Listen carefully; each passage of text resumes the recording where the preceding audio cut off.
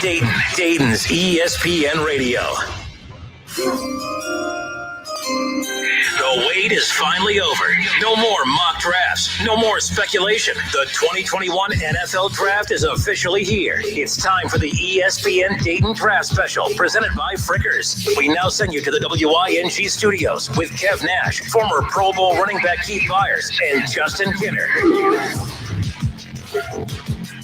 All right, we welcome you in. It is the ESPN Dayton Draft Special presented by Frickers. I'm Justin Kinner alongside former Pro Bowl running back Keith Byars, College Football Hall of Famer. We got Kev Nash, who's running on what hour? How many hours are in a day?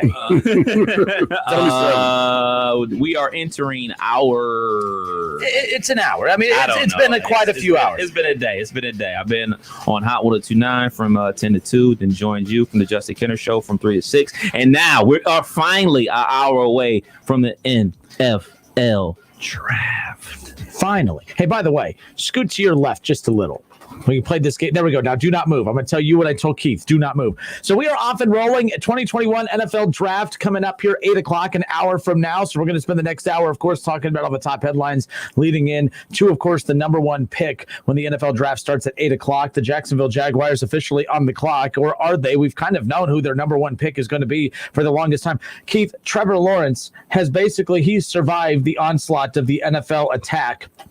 When it comes to basically critiquing these guys, the closest he came to becoming critiqued at all was when he had the nerve to say that football is not everything. I guess that's the worst thing that Trevor Lawrence has ever said or done, because that's the only thing that has been put in question about the phenom that is Trevor Lawrence, putting him in a class like with Andrew Luck and Peyton Manning and Elway and guys like that.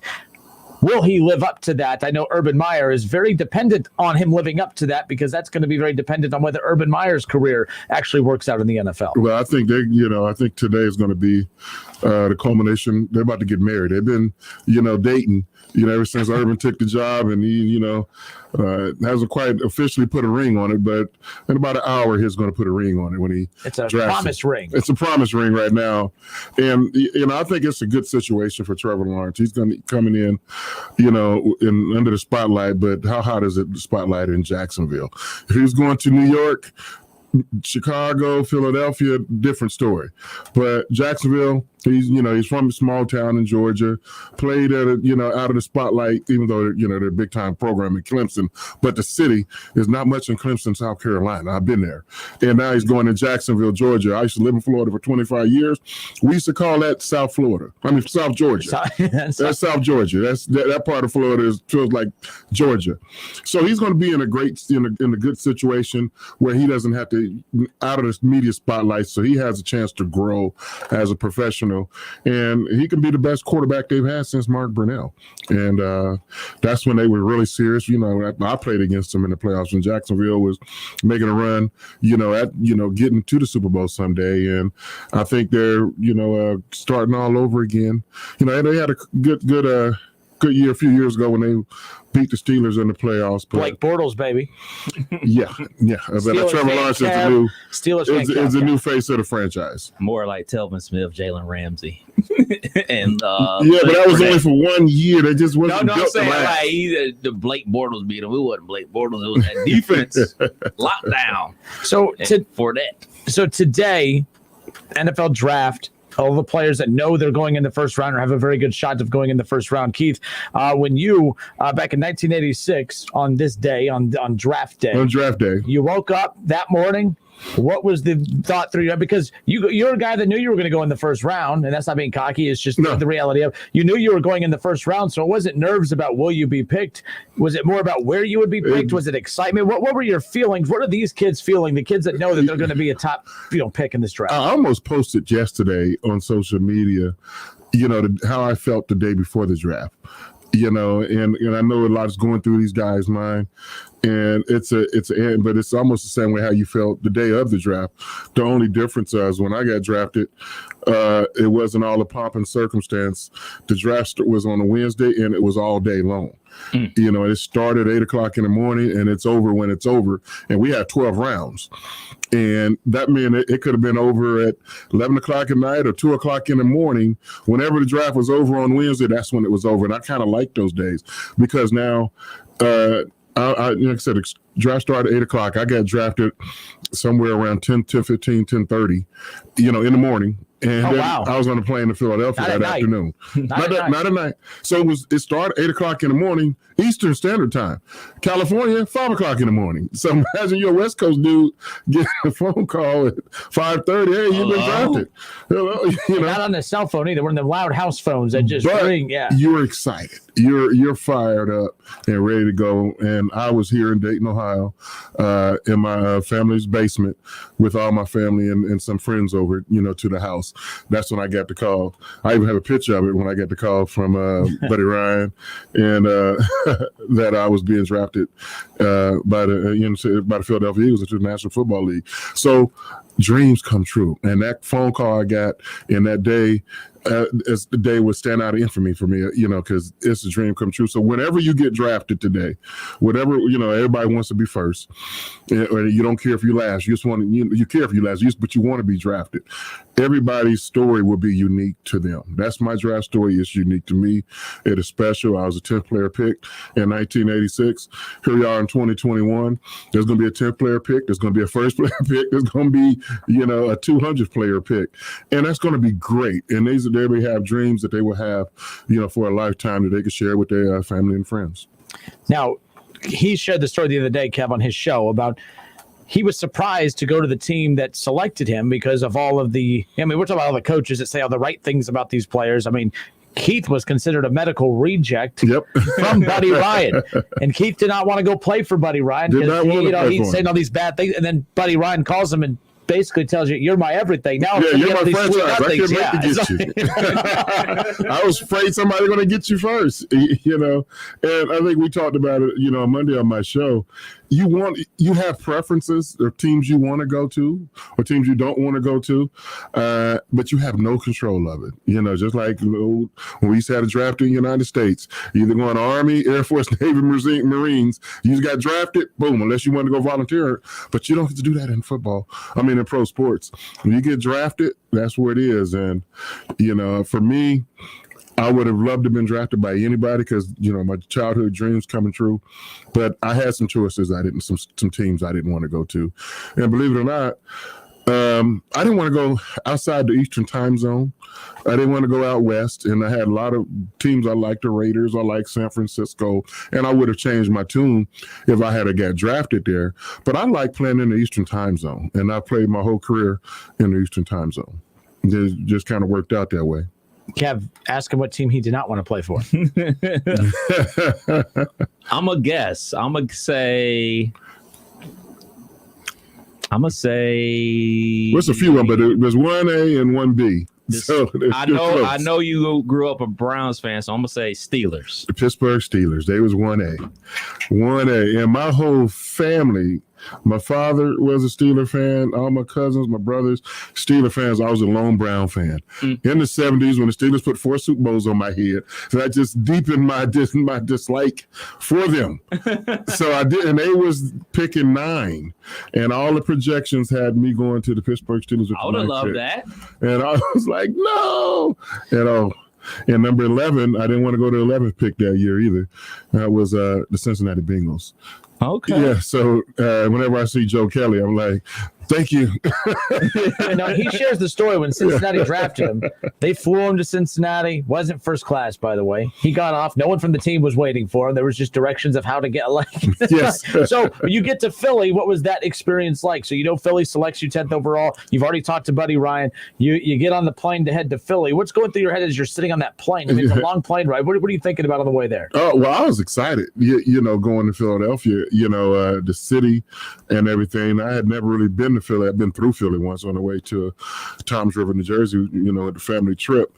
But one of the first things that came to my mind when the Eagles drafted me was I get to see one of my heroes play. And that was Dr. J. I get to go to 76er games and see Dr. J play, and I got to see him for 2 years. And that was one of the top 3 things that came to my mind, being drafted to Philadelphia, get to see Dr. J play, going to a big city. I wanted to go to, a sports crazed town, and I was just excited, I wanted, a lot of things on your wish list.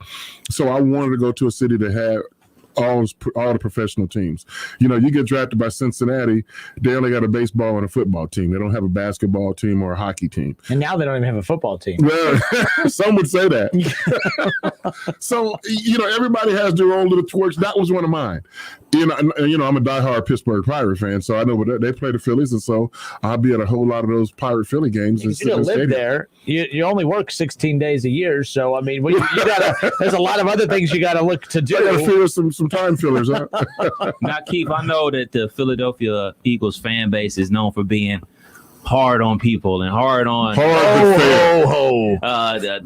What did they throw snowballs at Santa Claus? Clap when Michael Referees Irvin. too. Clap when Michael Irvin almost broke his neck on the turf and everything like that. How did they receive you when you first showed up as an Eagle? Oh, they received me with open arms. Philadelphia is not a big college town, college football town. So they saw the highlights at Ohio State. Oh, that's what we're getting. Okay. So they embraced me early, in my career. When I say early, I mean right after the draft, and they was excited about me getting there. And they didn't, oh, he's hurt? Well, he's recovering from the injury. How long is that? And so I had no training camp my first 2 years in Philadelphia. But I played the first, I got cleared medically the week of the first game of the season. And I played all 16 games with recovering from a foot injury. And I didn't have the best of rookie years, but part of it, I was being able to play. So the fans, okay, what about next year? I have a training camp. Year 2 is going to be a lot better than year 1. Year 1, we went 5-10-1. I break my foot in minicamp going into year 2. Medical reject. Which means you have you're rehabbing all summer, no more training camp again. They clear me the week of the first game. I played the first 2 games of the season, then we go on strike for 3 weeks or a month. So that year was kind of a wash.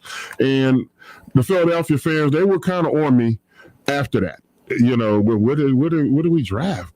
He hasn't, he's a number 1 pick in the team, this, that, and the other. When you say they're on you, because back then there's no social media. So, it's crazy today. I mean, players are so excited. You could tell them how horrible they are through social media. What was where did you feel the angst from fans back in the 80s? Local radio. Okay. Television. There's a whole bunch of those stations. There's 24-hour radio. All the newspapers in the tri-state area, there's in Pennsylvania papers, New Jersey papers, Delaware papers, and you're under the media spotlight. And then they analyze everything in Philadelphia, from the how well did the right tackle play to the running back to the wide receiver. So everybody is under scrutiny. And then when you lose, they're going to automatically start finger pointing. And so I took a lot of, finger points that was me. Like, why aren't you breaking more long runs? You see, we got to block it in front of me? What are you talking about? But I can't throw my teammates under the bus. So it was like a lot of pressure, on me going into year 3. And I've always was a hard worker. So going into my second off season, but third year, I spent a lot of time there in Philadelphia with the coaches, showing them all the different things I could do. And so they saw I got bored at running back during the off season. I'm like, man, let me go over here and work out with the wide receivers and run routes. And so I was running routes with the wide receivers as well as better as them. And the coach was like, man, we know he can catch. We know he can catch like that. Man, so then we draft Keith Jackson, in my third year. And then Buddy Ryan was loving it. He said, Keith Byars can play anything we want him to play. He can be the second tight end. He can be the slot receiver. I can do that with Keith Jackson. They don't have to come off the field. And boom. And then my career took off after that. I think I finished 4th or 5th in the NFL in pass receptions. When Keith Jackson led the league, was the second. No one was tight end. 4th as a running back. Yeah. So I was a dual threat guy. So I was like, all I want to do is move these chains and get in the end zone and help my team win. And we won a division, and my career took off from year 3 all the way through, to my career, through 3 through 13. And so the first 2 years was rough. And so, to answer your question, Kev, Philadelphia fans, they got on me too. But it was like they're hard and probably too hard on me because they didn't care about injuries. If you out there playing, we expect this, that, and the other. But they were fair, and they love me now, because all they want at the end of the day, give me a hard day's work. I spend my money to buy these season tickets. I do it, make these sacrifices. So I want to see you give all you got. We want you to win, of course, but if you lose giving it all that you have on the field. And that's one of the reasons why they fell in love with myself and all of us, quote unquote, Buddy Ryan Eagles. And that era of Philadelphia Eagles history is special. When we go back today, they just, oh man, you guys are the reason why this, that, and the other. And then the new ownership with Jeffrey Lurie, they've won a Super Bowl and all that. The Eagles will always be popular, but the Eagle fan base is similar to the Steeler fan base. Is no matter when you were good, they remember it for a lifetime. It is, it's one of the few professional sports team with that kind of tradition. I mean, the Steelers have it, the Chicago Bears, the Giants, your Cowboys to a small degree. What Cowboys? Your Cowboys just to a small degree. But they just don't have, the Cowboys don't have what the other teams I mentioned. The Cleveland Browns. Their fan base is much more stronger and deeper rooted. Browns are 0-16, and these fans were stood by their team, and they just, they would, genuflect. When we had Jim Brown, we had Bonnie Kosar, we had Paul Warfield, and that's part of, great tradition and history that you want to be a part of. And everybody's not going to be drafted to a team, today with that kind of history. But those that will and be drafted to that, they would always, they'll appreciate that for sure. Keith, when you get with those guys from that team, especially the offense, we know about how knockout that defense was. But do you guys ever think like, man, why didn't we think of a spread offense when we were playing? I mean, we had Fred Barnett, Mike Quick, we had Keith Jackson, we had Keith Byars, we had Randall Cunningham, like the first like dual threat guy that I can think of playing in the NFL. Do you guys ever wonder, like, man, if we would have played the spread, how many rings would we have? No. How many points we could have put up? Like, we're like lining up in the eye. Like, why don't we like put everybody out here that can run and catch and get busy and put up 40 a game? Because I'll be honest, I play with you guys on Tecmo Bowl. And you have 1,000 yards rushing, 1,000 yards receiving. Fred Barnett has 1,000 yards receiving. Keith Jackson has 1,000 yards receiving. Randall Cunningham has 4,000 yards passing, about 60 touchdowns, 1,500 yards rushing. And I'm just having a blast. And I can't help but think like, man, they should have opened things up. Well, that's a good question. And it was three teams actually, that they were like precursors to what you see today. That would be the Atlanta Falcons, the Houston Oilers, and the Buffalo Bills.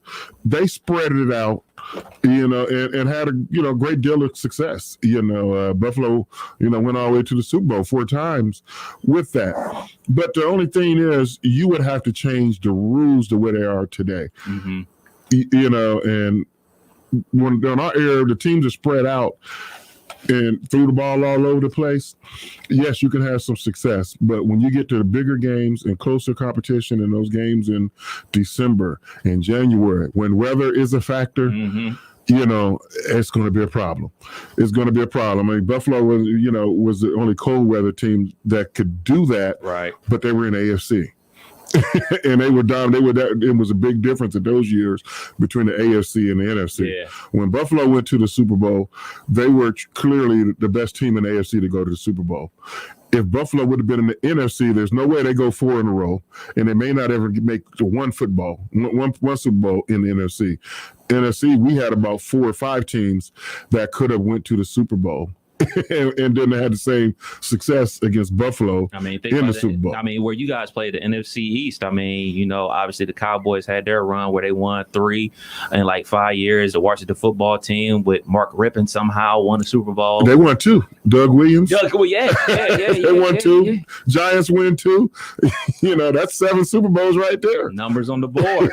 So, and if we had the spread offense today, And I talked to Lawrence Taylor about this, about a year or two ago.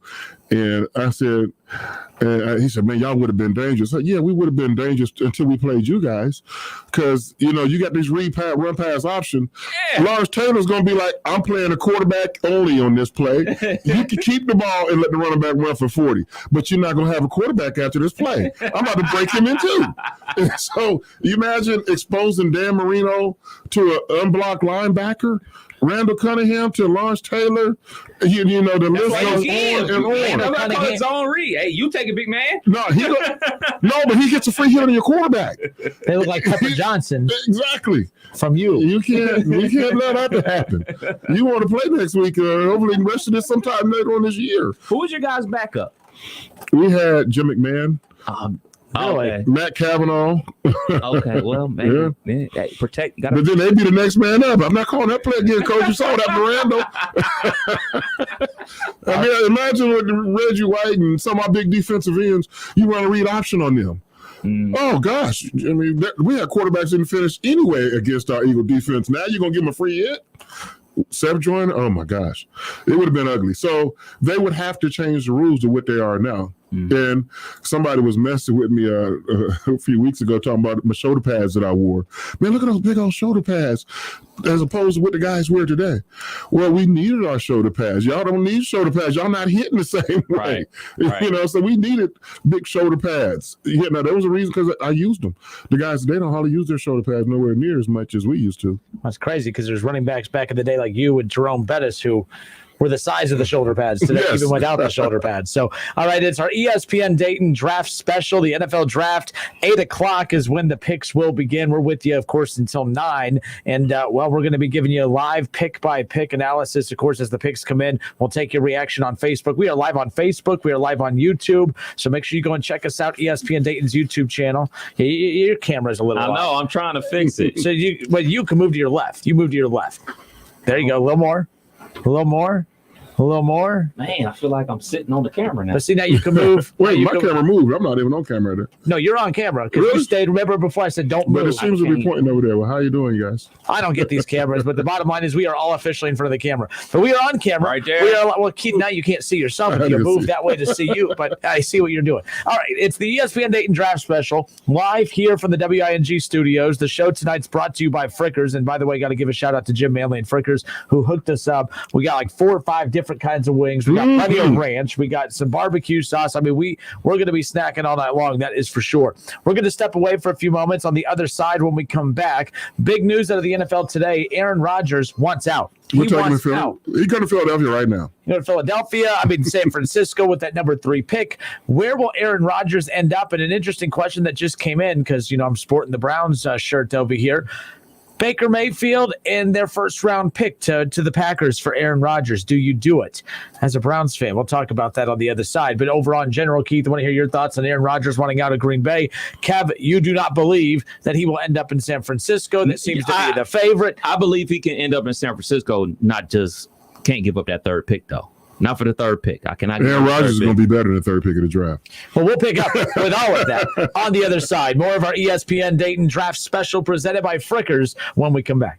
It's the Justin Kinner Show with Kev Nash on 1410 ESPN Radio.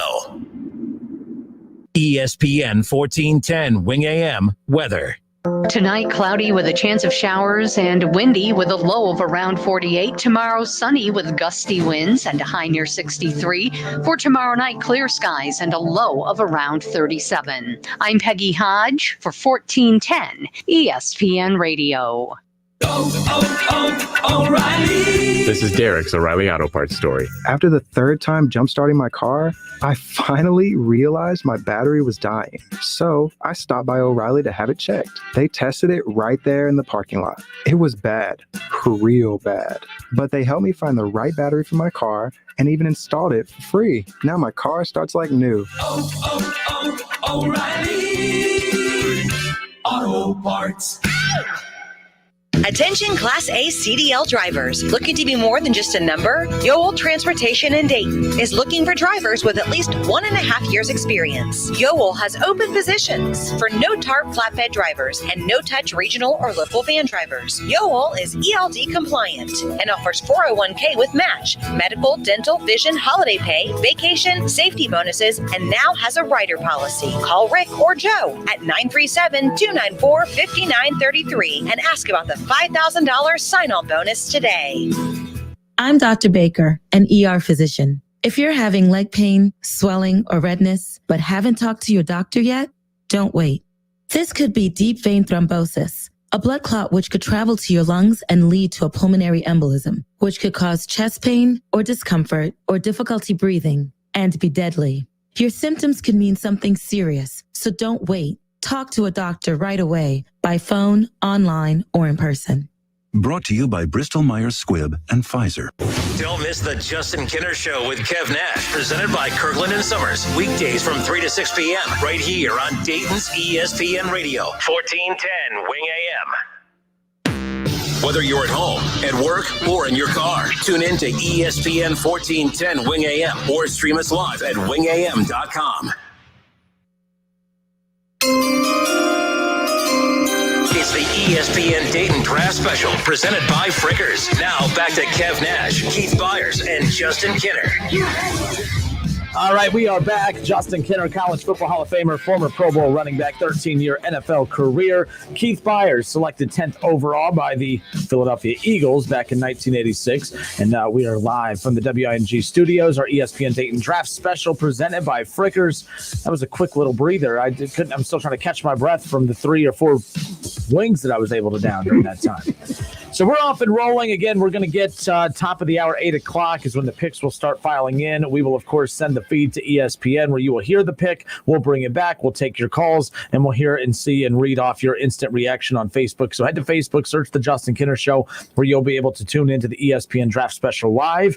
And then you can find us on YouTube as well, ESPN Dayton's YouTube channel. So head there now. How long is it going to take Jacksonville to make their choice? 30 seconds? So we had a call. Was it a caller of it was a caller earlier.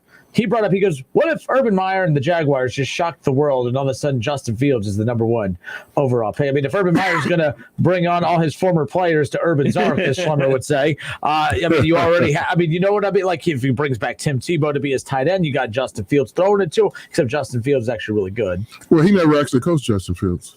That's true. That was the you're right. Never mind then.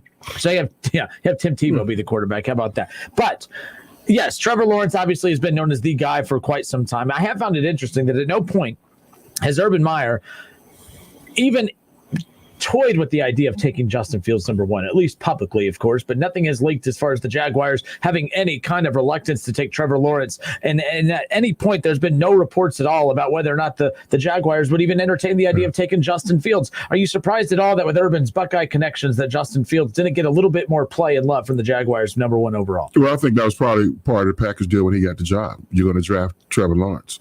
Otherwise, you're not getting this job. That's probably one of the little things, give us a reason why you're not going to draft Trevor Lawrence.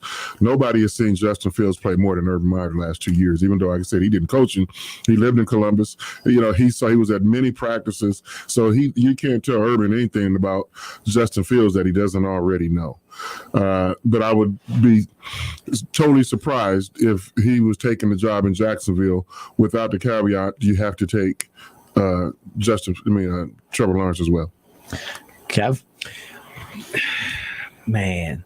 I mean, it just seems like that Trevor Lawrence has been dubbed the guy since that national freshman year, game versus Alabama. Ever since, It's like he's the guy, and nobody has found a reason not to draft him, quote unquote, even through the struggles through his first couple games as a sophomore, even though he played bad against LSU in the national championship game, even though he got outplayed by Justin Fields in this recent college football playoff. He has been steadfast. He threw for 400 yards. Did he get? Right. He threw for 400 yards. You take out the Sean Wade yards. He played. Well, we can play that game. We can take out a player or two from everybody, but I mean, he threw for 400 yards. I'm not saying he outplayed Justin Fields, but I mean, but I'm just saying, I didn't say he did. Just calm down. We got an hour and a half left. No, I'm just saying, like, it seems like he's been anointed the guy, and nobody's have found a reason outside of a little bit of quote unquote controversy he found himself in during that SI interview, which I thought was just totally overblown. And it's perfectly fine if he is the guy. You know what I'm saying? Like, I mean, I would want him on my team. I like him. I like Sunshine. I like the way he plays football. So, hey, man, looks like he's going to be the number 1 pick. Then Zach Wilson going to the Jets, and then that's when the draft really starts at 3. Real quick, Keith Tolliver on Facebook says, Jets have a greater chance to shock everyone. Why Zach Wilson? Anyways, that's been the weird one from the get-go. From the get-go, because it's one thing if Trevor Lawrence is your guy from the get-go. Okay, fine. We've kind of known that for years. Justin Fields had a couple down games during this past season, so you kind of figured maybe that would hurt his chances of going it would not even, he was now no longer going to be in the running to go number 1, but you thought for sure number 2. We don't even think he's going to be the 3rd or 4th quarterback taken off the board, but how's Zach Wilson, who has moved all the way up to be a lock? I mean, he is as much of a lock at number 2 as what Trevor Lawrence is as a lock at number 1, and I just don't understand. Yeah, I mean, he's already reached out to Mark Sanchez. You're the last quarterback to get the Jets in the playoff. What kind of pressure am I be facing in the New York City, in Gotham City? Really, it's real presumptuous of you, young man. But you call me a homer if you want to. Justin Fields should be drafted no later than 3. No later than 3. That's not a homer. I mean, I think that's what the Niners don't trade up to take Mac Jones, right? Like, you don't trade up to take Trey Lance. And I think all 5 have a chance to be really good quarterbacks, but Justin Fields, you don't give up what they did to move up to take a chance on a Mac Jones or a Trey Lance. That just doesn't make any sense to me. Like, you're right, 3, and you're not a homer. I think it should be number 2. And then you're talking, San Francisco plays in the NFC West, right? Mm-hmm. And how many pass rushers they got out there? They got Aaron Donald. Yeah. You need a quarterback that can move. Right. You know, and Mac is not that, he's not that elusive, even though he showed a little bit at Alabama. But come on, they're playing Tennessee and Vanderbilt. You can easily run for some yards against those guys. You need a quarterback that can move, and if you're with Joey Bosa, and I mean, come on, there's too many pass rushers out there. I mean, Nick Bosa of San Francisco. It's too many pass rushers to draft. I mean, it's the same team, but. You need a quarterback that's going to have moves. And whoever gets Justin Fields, I mean, that's going to be the only thing I want to see today, in the draft. Whoever gets him is getting a great, great guy. I mean, when we got him from Georgia, I heard a few things about it, but I didn't know that much about Justin Fields. I don't get caught up in the high school hype. And, him and Trevor Lawrence were 1-2 quarterbacks coming out. And why did he go to Georgia? And now he's transferring to Ohio State. Okay, well, I hope he's what they say he is. Well, he was better than what they said he was. And I heard nothing but great things. He came in Ohio State, was named the captain before even taking a snap. And that shows you the kind of leadership ability this kid has. So whatever NFL franchise drafts him, they're going to, we knew this is who we wanted. He's better than what you think. So he's going to have, a great career, wherever, he goes. And I'm hearing those inklings that maybe the New England Patriots may trade up into earlier in the first round. That's your former team. You need to have some feelers in there. Woo! Hey. You sat next to Belichick in your meeting rooms. You mean to tell me you didn't grow a relationship with him? You can't just text him and find out? I know. He's not the most, you've said before, he don't talk to nobody. He's like, if he sees me, he will speak, but that's about it. Hey, Keith. How you doing? With a smile on his face. I didn't know you'd be here at the NFL draft. Okay, I've talked too much. That's okay, Coach. That's who he is. So earlier today, and again, we're getting some Bengals stuff set in. We'll get to the Bengals here in a moment. Draft starts just under half hour from now. The Bengals have the number 5 pick. Joe Burrow goes down, season-ending injury last season. The whole focus of the offseason should have been to protect Joe Burrow, and the Cincinnati Bengals say, that's what we're going to do. We're going to draft a wide receiver. So we'll get to all that coming up in a moment. But Aaron Rodgers wants out of Green Bay. No secret that there's been some rocky issues behind the scenes when it comes to Aaron Rodgers and his relationship with the Packers. But all of that's come full force today. I don't think it's a coincidence at all that Aaron Rodgers, in my opinion, is the one that leaked this, or him and his camp leaked this, because Aaron Rodgers is thinking, but the best way for me to get out of Green Bay is going to be through a trade. And there's a team that in particular looks very interesting in the San Francisco 49ers at number 3. I mean, look, Kevin and I, we discussed this on the show earlier. I like the idea of him going to San Francisco. It's not impossible for you, Kevin. You just don't like the idea of San Francisco after everything they gave up to get that pick, to give it all back up to get Aaron Rodgers, even though, and I'll get your take on this, you look at that roster, it's a Super Bowl ready roster right now. They were an overthrow away from Garoppolo 2 years ago from beating the Chiefs and winning a Super Bowl. I think that with Aaron Rodgers, this roster is ready to win now. You might only get 2 or 3 years of Aaron Rodgers, but if you come away with the Super Bowl, it's worth everything you're going to give up. But Kev, you still think that's just way too much to give up for Aaron Rodgers, especially considering all the pieces you have and having to keep those guys moving forward. Right. It's not just the pick that they gave up. Well, it's not just the third pick. It's everything that they gave up to jump up to the third pick. So you gave all that to Miami to jump up to the third pick. Now you're about to give up the third pick and some more stuff to get Aaron Rodgers potentially. I am cool with them trying to get Aaron Rodgers. If I'm the San Francisco 49ers, I'm willing to say, hey, man, y'all can have next year's number 1. Y'all can have this year's number 2, 3, but you can't have this. Like, this is we gave up everything for this, but I can't give you that because I'm not going to get those other things that I gave Miami back. Like, I got to keep that. And this is just in from Trey Wingo.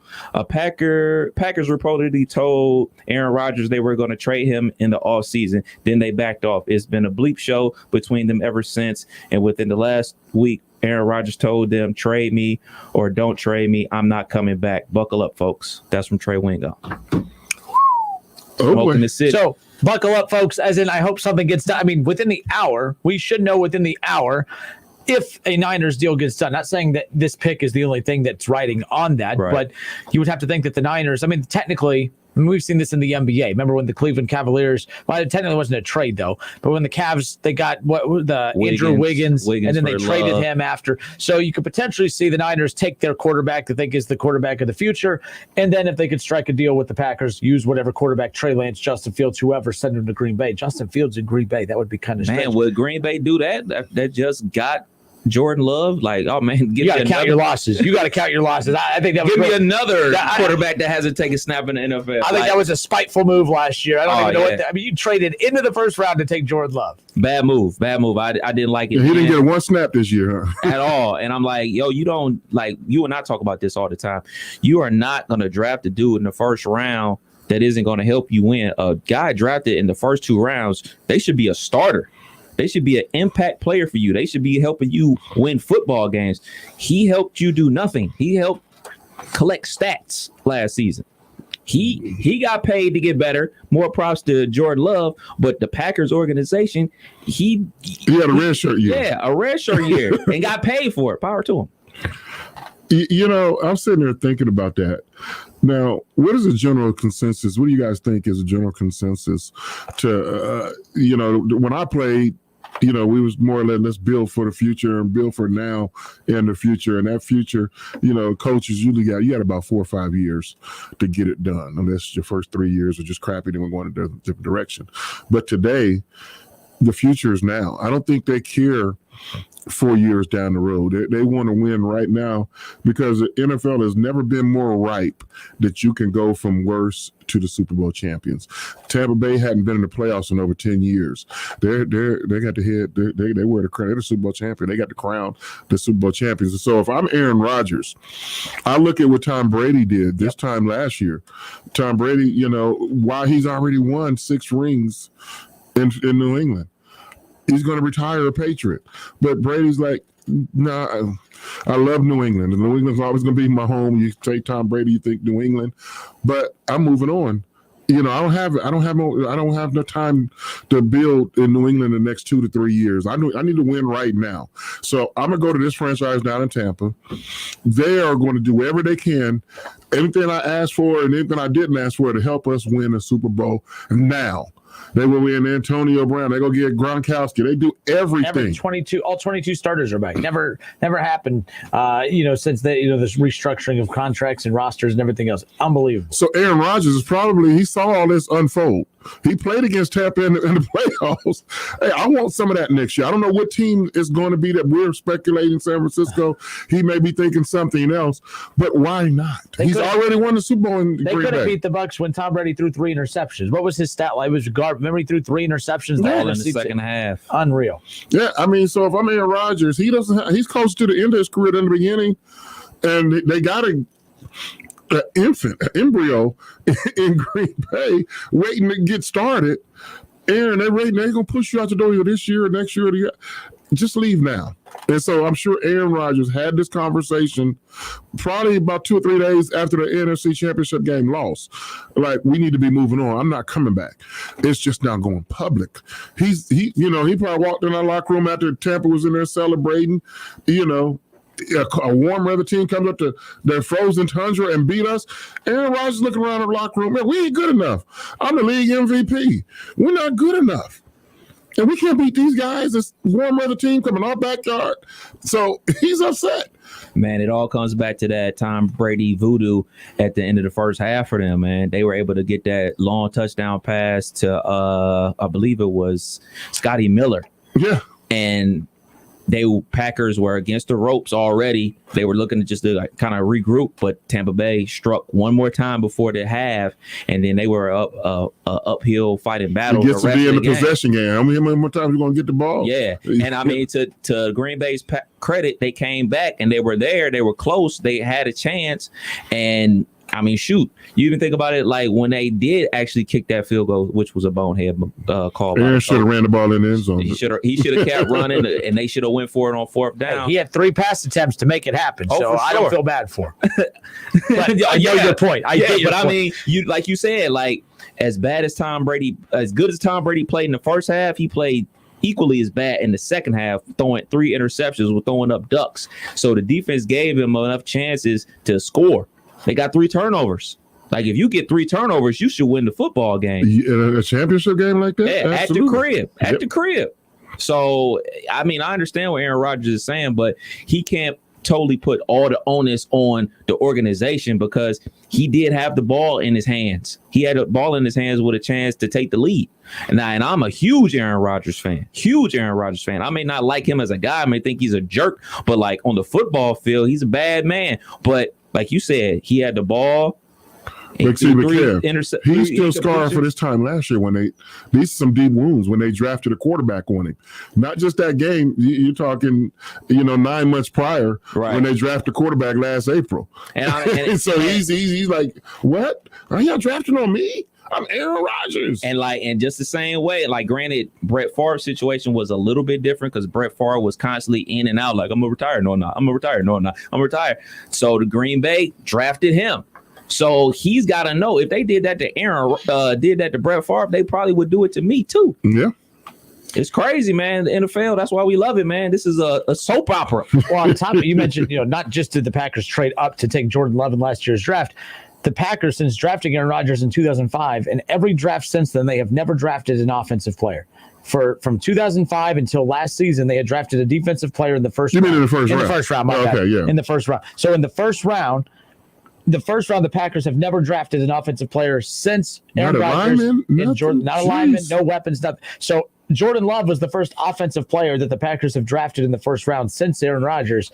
And how do you think that makes him feel? Now, he has Devontae Adams. He has some weapons there. They have him taking the wide receiver in Todd McShay's latest mock draft, taking Rashad Bateman, the wide receiver out of Minnesota. Again, hasn't made that pick yet, but that's who they have taken. It would be interesting. Jordan Love would all of a sudden have, quite a lot of weapons to work with right off the bat. We just don't know who the hell Jordan Love is. Yeah, but he's just a baby, So if he's out, you better believe Devontae Adams is going to be like, yeah, who they want to trade Julio. I mean, that's what I'm saying, Bengals. You don't need to draft a damn wide receiver. There's going to be some available through trade. Anyways, we'll get into that coming up. We haven't even gotten into the Bengals yet. We're 45 minutes into this. NFL draft 15 minutes from now. By the way, you talked about the Patriots potentially moving up to get Justin Fields. The Patriots could find a way to maybe finagle Aaron Rodgers.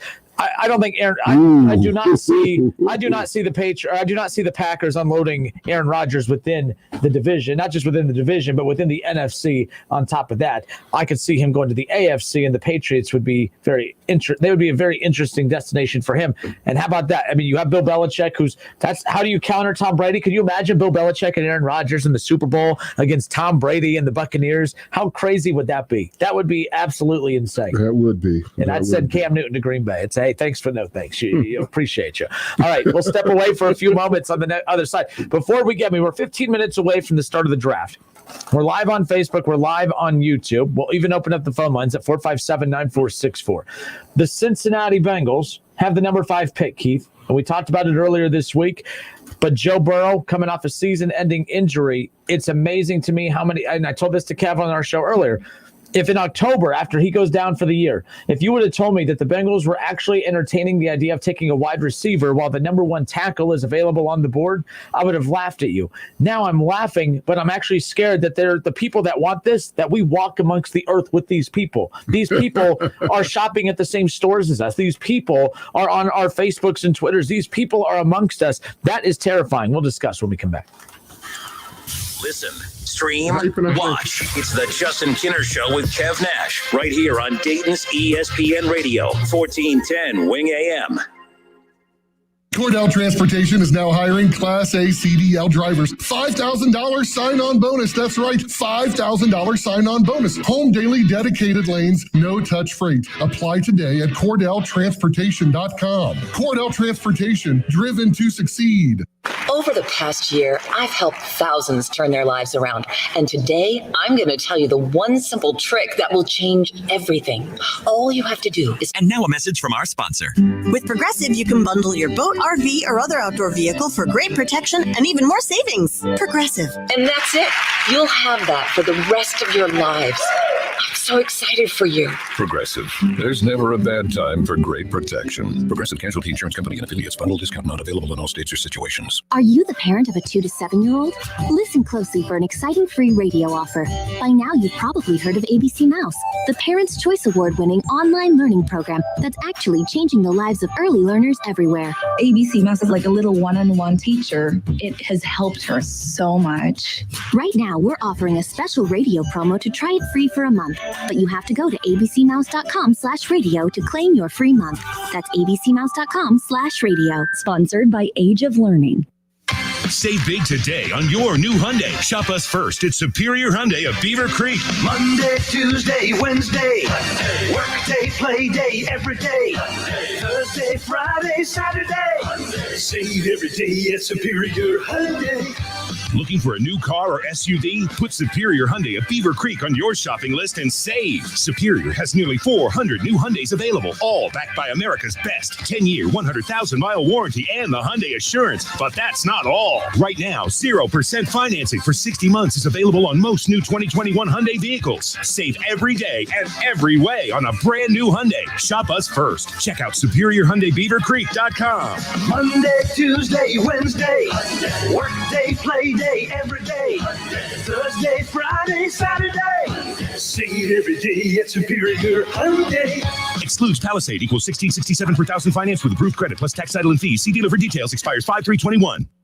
There are many ways to catch the Justin Kinner Show with Kev Nash on 1410 ESPN Radio, weekdays from 3 to 6 p.m. You can catch it live right here on 1410 Wing AM, or you can stream the show at wingam.com. But now we have another way that you can take in the show. You can now watch the Justin Kinner Show with Kev Nash live on ESPN Dayton's Facebook page. Listen, stream, watch. It's the Justin Kinner Show with Kev Nash, weekdays from 3 to 6 p.m. on 1410 ESPN Radio.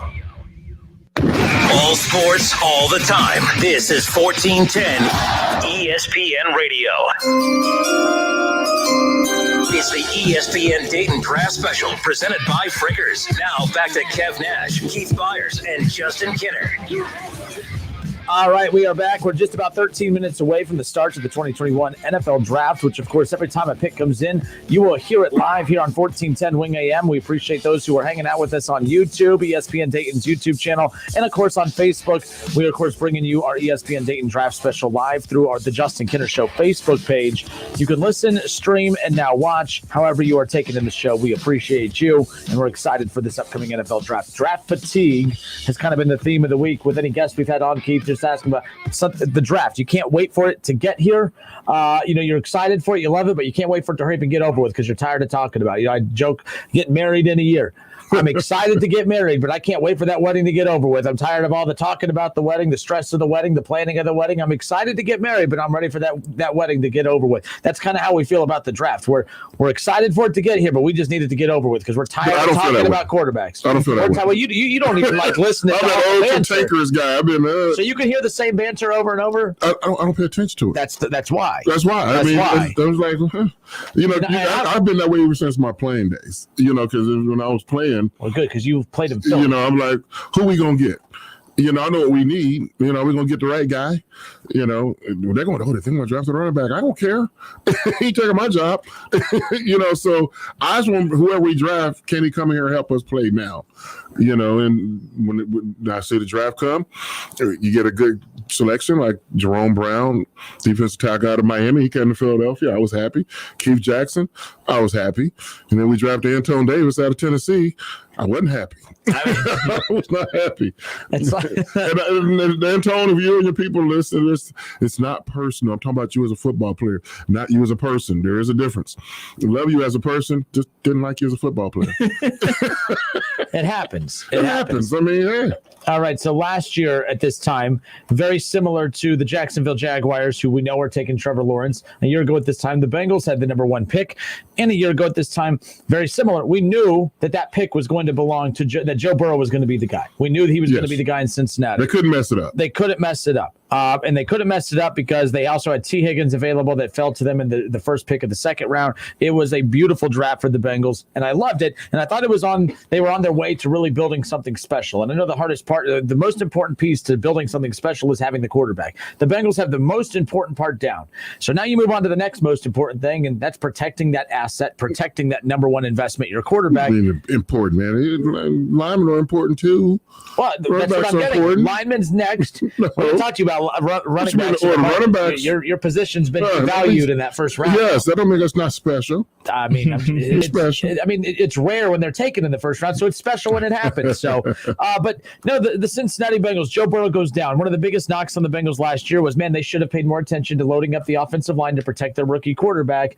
The Bengals somehow, for whatever reason, felt they were confident in the product that they had at offensive line, saying that they're close, that they're taking steps in the right direction. They were just taking steps too far to the right, too far to the left. They were taking too many steps back. They were creating these big holes for these defensive ends, defensive tackles to just break the plane and be able to take care of Joe Burrow. Joe Burrow got sacked the 3rd most times of any quarterback last year. Keith, he didn't even play the last 2 months of the season. How do you don't play for 2 months and you get sacked the 3rd most times?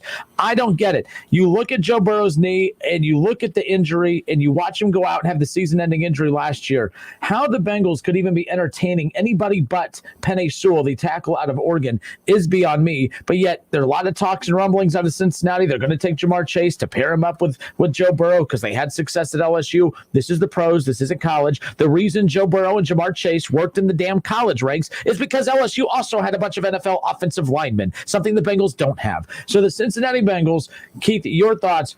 What in the world is going on? If they take a wide receiver at number 5, what is your reaction going to be? Is it going to be as high-pitched as mine? Somewhat.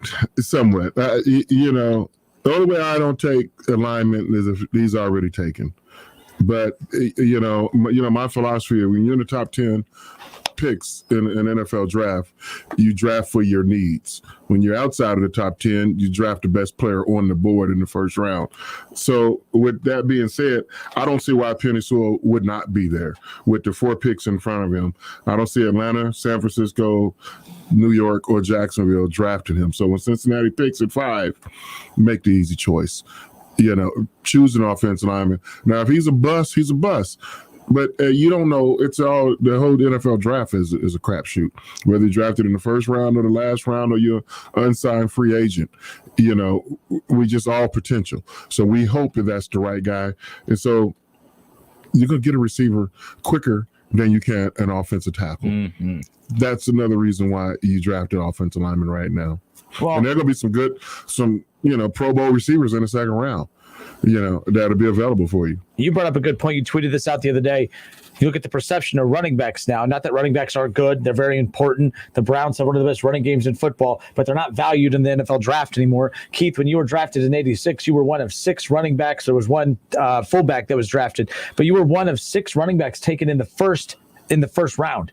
Now that's rare. We had Trey Wingo on the other day, and luckily we didn't have him on with you here. He said, I don't know, wring his neck. He said, Wingoed his neck. Yeah, he said he would never draft a running back in the first round. That's because he would never. That's why he doesn't play football. Never had played football. Never had a jock strap on in his life. So who cares what he thinks? How come guys like us that didn't play football, when we say things you agree with, we're credible, but when we say things you don't agree with, then our jock strap that we didn't wear gets brought into question. Well, if you say something that's agreeable, I'm going to tell you that. But you're saying he didn't wear a jock strap, so his opinion should not be relevant no matter what. But it's only relevant if he says something you agree with. Well, it's because you're saying the right things.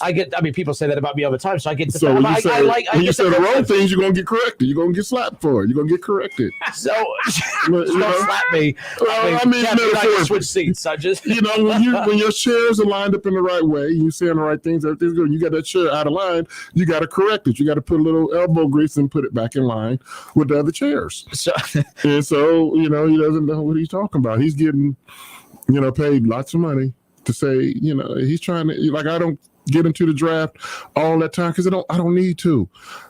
I know what my team needs are. I go out and I scout them and I go fill in the spots.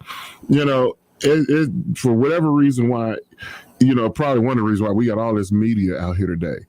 And once the season is over, the college football championship game is played in January, and now it's all about, okay, what kind of information, how can I build this guy up or tear this other guy down? You got to hear that for 3 months, and it gets to be, tiresome. I just can't do it. I cannot get away from watching a guy in the film room when nobody's around for 2 to 3 years of good film on this player, 4 years even. And I got my mind made up when I come out of those meeting rooms on what kind of player I want for my organization. So all that other white noise that's being said on the radio, television waves, and social media, that means nothing to me. Because I'm focused. How many draft picks do I got? I got 8 picks or 7 picks or whatever I have, and what free agents that we're going to target. That's where these general managers, the good general managers' mindset is. It's the bad general managers that's listening to all this other kind of noise they shouldn't be listening to, and when we're going to see some mistakes today, we're going to see them when they're going to draft certain guys in this round or that round. You're like, whoa, that's a little high for him. When you think, oh, that's low for him. You see it every year. And I think before he went on air, I asked you guys, what player is going to be sitting, I was going to say New York, in Cleveland, and the cameras are going to be all over him for a little bit longer than normal. He hasn't been picked yet. Can you believe? Look at him. He just surely thought he was going with this pick, and he starts to slide down, and now it's some big disappointment when he does finally get picked. And then it's like, wow, finally. And that could happen to anybody. I mean, it could happen to Justin Fields tonight. Justin Fields could slide down to 20-something. And we would all be shocked come here tomorrow. I don't know if he's in. Yeah. No, stay away. We let you have Dwayne Haskins. I thought you'd never get here. Come on. Now. We'll gladly. You have Dwayne Haskins. You're fine. Hey. Come on. You fall down, we pick you up. He can take stats just like Jordan Love did last year. My favorite thing. If there's any organization out there that can get him built back, it's the Pittsburgh Steelers. The same organization that couldn't handle Antonio Brown or Le'Veon Bell. Handled him for 10 years, made him a Hall of Fame. Who? Steelers. Who's a Hall of Fame? You're right. They have all AB. Really? Absolutely. See, look at that. Oh, my gosh. No jockstrap wearing SOB over here. I played in high school. So you had one on before. Yeah. I played in middle school and high school. All right. So we are 3 minutes away from the start of the 2021 NFL Draft. 3 minutes, but the Jaguars are on the clock, and well, we're just curious how much time. So there's 10 minutes. Are they going to announce Trevor Lawrence at the 9th minute? I mean, that's possibly because they're gonna enjoy all the adulation and drama that's on Jacksonville because they know the camera's going. As soon as they pick the pick, turn them off. Let's go to the next team. So you're gonna wring all this media attention out. You got the eyes of the world on him. All the United States looking at this draft. He's straightened his hair today. He's nice and pretty. He's ready to go. Yeah. All right. So hour 1 in the books. Hour 2 coming up. The NFL Draft starts on the other side of this break. Again, we appreciate those who are watching us live on Facebook, watching us live on YouTube, ESPN Dayton's YouTube channel, the Justin Kinder Show Facebook page. We appreciate you watching there. And, of course, we're live at Wing AM, 1410 Wing AM and wingam.com. Listen, stream, and now watch. It's the ESPN Dayton Draft Special presented by Frickers. We also appreciate our sponsor who also fed us tonight. They loaded. I mean, we have tons of wings in here. I'm chewing some chicken right now. So we got to go refill our plates. So we're going to step away. We're going to refill our plates. We're going to get geared up. The draft is finally here. I find out in 5 picks if the Cincinnati Bengals are as dumb as what I think they are. I don't think they're as dumb as what I think they're going to be, because if they take Jamar Chase, Kev is ready to kill me. He's ready to kill me because he's so sick of hearing me complain about it.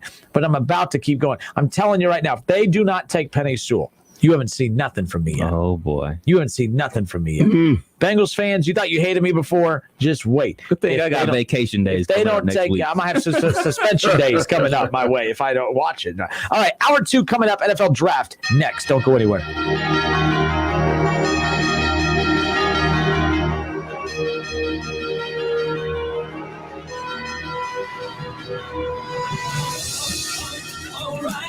Don't miss out on Clean Car Month at O'Reilly Auto Parts. If your car could use a spring cleaning, stop by for great deals on everything you need to keep your car looking new. Like Mother's California Gold Wash and Wax, just $4.99 for a 64-ounce bottle. That's a $6 savings. Visit the professional parts people at O'Reilly Auto Parts today or O'ReillyAuto.com. O'Reilly Auto Parts. You have empty office space to fill or home office to create. You know what you need. You know what you'd like. But you also have a pretty good idea after you've shopped around the usual places what you need and what you like might not happen. Well, then you haven't been to Charles Larrick's Warehouse Outlet. Nobody has their selection. Nobody has their discounts. And every week there's something new. If you need office furniture, Larrick's Warehouse Outlet can sell it to you for half the price and below manufacturer's selected prices. Half price and below on hundreds of items. Selection from budget to the best. Really, desks from $50 to $5,000. Filing cabinets from $25 to $500. Before you go anywhere else, do yourself a favor and come to Larrick's Warehouse Outlet. With 25,000 square feet of selection, you're not going to go anywhere else. Larrick's Warehouse Outlet at 23 McOil Avenue, Dayton. Open Monday through Friday, 9 to 6. Larrick's, continuing the tradition.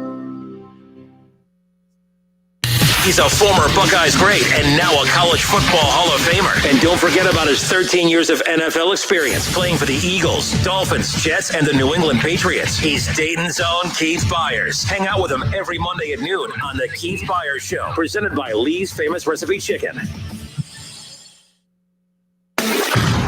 College football playoffs, Browns, Bengals, Buckeyes, and more. Catch the Keith Byars Show Mondays at noon on 1410 ESPN Radio.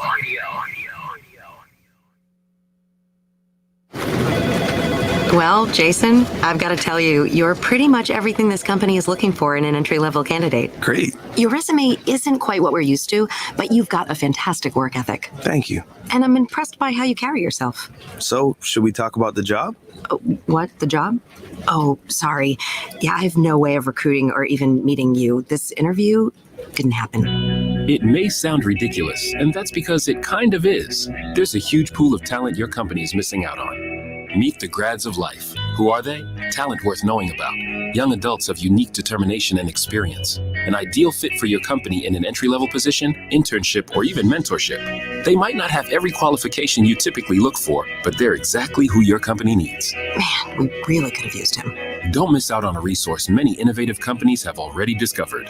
Go to gradsoflife.org to learn how to find, cultivate, and train this great pool of untapped talent. Brought to you by the Ad Council and gradsoflife.org.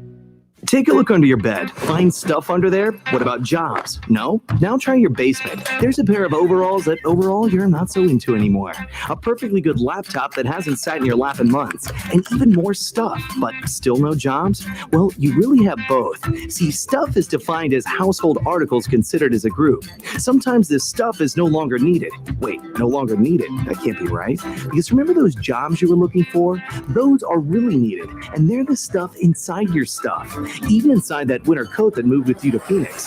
Our job is to unlock those jobs, and it starts when you donate your stuff to your local Goodwill. Here's how we do it. When you donate to Goodwill, we sell your stuff to provide job training for people right here in your community. So just by teaming up with Goodwill, you help create jobs. And isn't that worth parting with the leftover keytar from your 80s cover band? Goodwill. Donate stuff, create jobs. Find your nearest donation center at goodwill.org. A message from Goodwill and the Ad Council. Attention men under the age of 35. You know what really impresses the ladies? When a guy has a few drinks and later gets pulled over for buzzed driving. That could cost you around $10,000 in fines, legal fees, and increased insurance rates. There goes let's grab dinner and a movie. Oh, I know. You drive more carefully when you're buzzed. You've proven that hundreds of times. A woman admires that kind of confidence. And you've practiced how to speak if a cop does pull you over. Slowly, clearly, and politely like, "Good evening, officer." A woman admires that kind of foresight. And what woman doesn't find it adorable that you call it buzzed even though the law calls it drunk? You can kiss $10,000 goodbye, along with any chance of having a girlfriend. Because nothing says, "I'm a catch," more than a guy who lives in his parents' basement and calls it my place. Buzzed, busted, and broke. Because buzzed driving is drunk driving. A message from the National Highway Traffic Safety Administration and the Ad Council. WING 1410 Dayton. Dayton's ESPN Radio. The wait is finally over. No more mock drafts. No more speculation. The 2021 NFL Draft is officially here. It's time for the ESPN Dayton Draft Special presented by Frickers. We now send you to the WING studios with Kev Nash, former Pro Bowl running back Keith Byars, and Justin Kinner. All right, we are back. Justin Kinner, Kev Nash, College Football Hall of Famer, former Pro Bowl running back Keith Byars, 13 years in the NFL, of course, played for the Philadelphia Eagles, the Miami Dolphins, the New England Patriots, and the New York Jets. And only teams that won. There we go. Excited to have you hanging out with us here on this Thursday night. And there you see sunshine right now for those watching the drafts. Sunshine is not in attendance. Trevor Lawrence, Clemson quarterback, not in attendance in Cleveland. And no Justin Fields either. Right now they are showing the footage from the living rooms of both Justin Fields' house, Trevor Lawrence's house. Mac Jones in attendance. Trevor Lawrence in Georgia or Clemson? They did. I didn't pay attention to that. He's in South Carolina. In South Carolina, okay. So there you see the war room for the Jaguars. Look at Urban Meyer. His leg is twitching. What are you nervous about? He must be nervous about his second round pick. They must not know who they're getting in the second round because they know who they're getting in the first round in Trevor Lawrence. It's a rainy night in Cleveland. It's been a rainy day in Cleveland. And the whole state. It just, no kidding. It just looks like Cleveland. Just dreary, dark, and just you could add all the bells and whistles you want, but it's still Cleveland. Yeah, but if your name is called, you about to be a millionaire. You were just sharing. Sunshine, there was sunshine about to be called. Exactly. If your name is called tonight. So Keith Byars was selected 10th overall back in 1986. So you know what it's like to go through this draft process. The draft different today. Of course, it's a spectacle right now. By the way, a year ago at this time, we did not think a year from now that we'd be watching crowds like this gather. I tell you, with the COVID precautions put in place, which don't look like a lot of COVID precautions, but in the weather, people were doubting how big of a crowd was going to show up. It's going to take a lot to keep Clevelanders from packing down there in front of that stage. So here we go, brownies. What kind of sign is that? That's a great sign. Brownie, I think I want a brownie. No nuts. Give me something. That doesn't sound like nothing tough. Here we go, brownies. Here we go. Come on, man. That's the Steelers chant. You mean the Steelers, the team that the Browns just beat in the playoffs? Yeah, that sounds meaner than the brownie. It's all good. Give me a brownie? Come on now. It's Browns. Say it like that. Say it with your chest. Say it with your chest. Say here we go, Browns. Now, here we go, Brownies. Actually, that's Look at true. Girl Brownies. Scouts. Like, come on. That's you're not even good enough to be a Girl Scout. We're the Brownies. Like, Brownies. We're the Browns. You got to say it with a little attitude with the Browns, man. Like Steve from Springboro. Yes. Yeah. I mean, say what you want about it, but I mean, the guy. He doesn't say brownies. He doesn't say brownies. He doesn't say brownies. He says things that are non-FCC approved that sometimes aren't allowed on the radio. So there's that. So we're just moments away from the first pick being announced. Urban Meyer. It's going to be his first draft pick. I don't think it's a coincidence at all that Trevor Lawrence is available at number 1. The Jags have the number 1 overall pick. Urban Meyer, of course, his first year as a head coach in the NFL. I don't know what to make of this. If I'm not a Buckeye fan, I'm not as optimistic about this working out because history tells us that it usually doesn't. How much pressure is on Urban Meyer and how long is Urban Meyer's leash? Because we now know if Trevor Lawrence looks like he's not developing, let's say week 8, and he's not developing, is Trevor Lawrence going to get that blame or Urban Meyer? I think it's going to be Urban Meyer, even though he's coaching in a city that it's not like Philadelphia where they're cutthroat. He's going to have a leash. Just how long is that leash going to be? Very long. Very long. Very long. And for Urban, 3 years. 3 years. I mean, that means he can go 4-12, 2-14, and still be safe.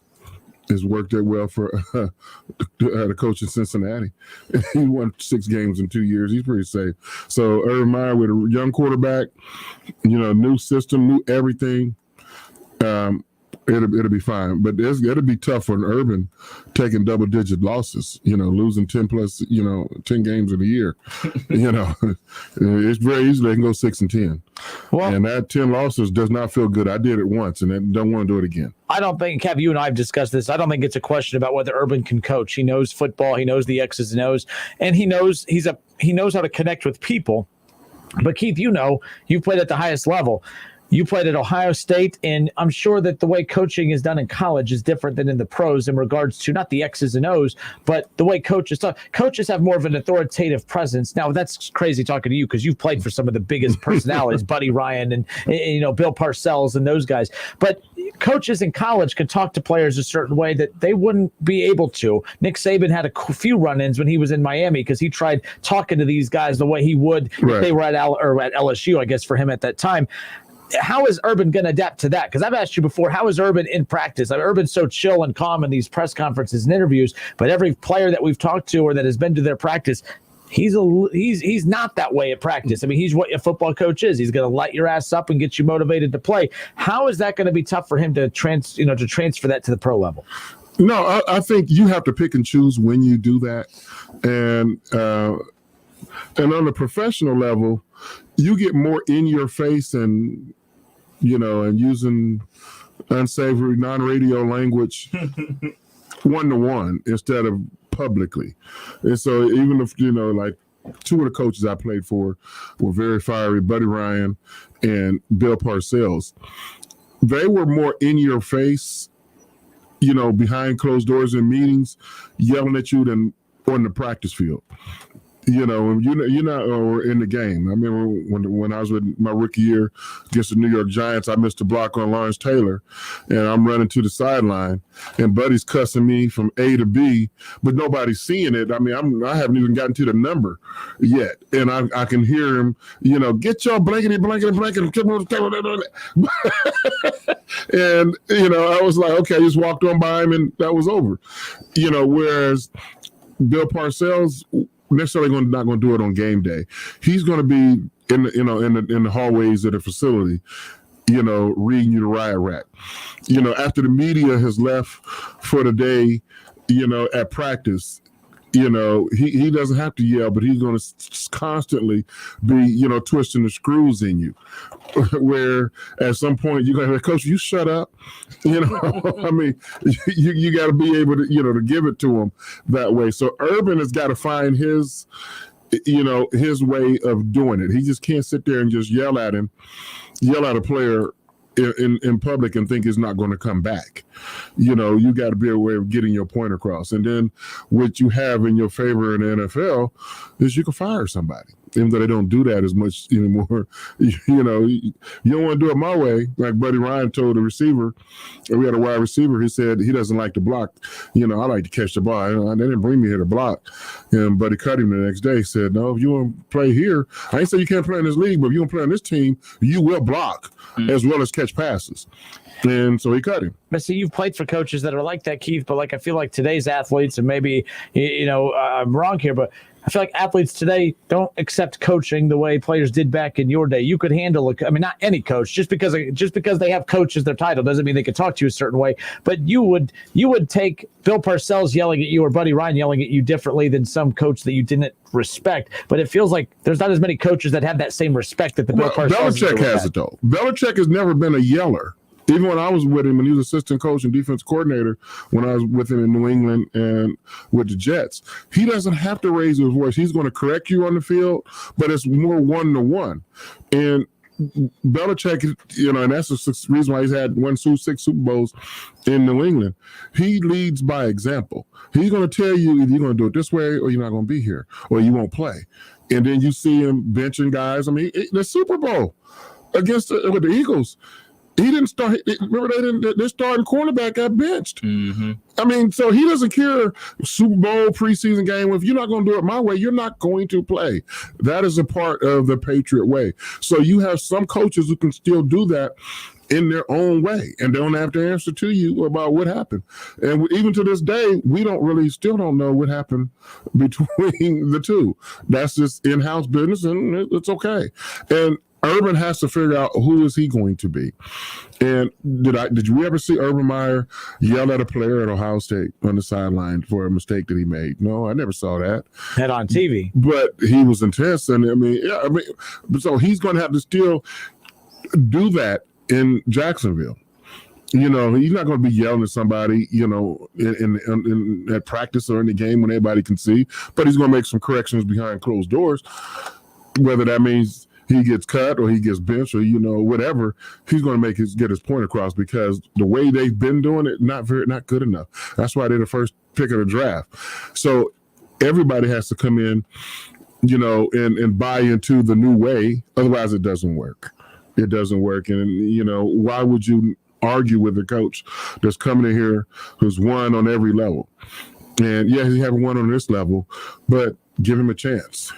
He's got a heck of a resume. We have 3 national championships, in college, and, he recruited a lot of you guys when he was at Ohio State or at Florida or at Utah, so he's familiar.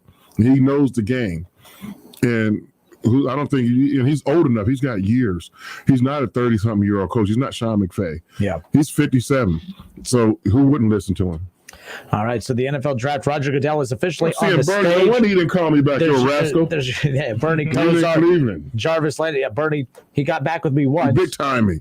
He got back with me once, and then I was going through you.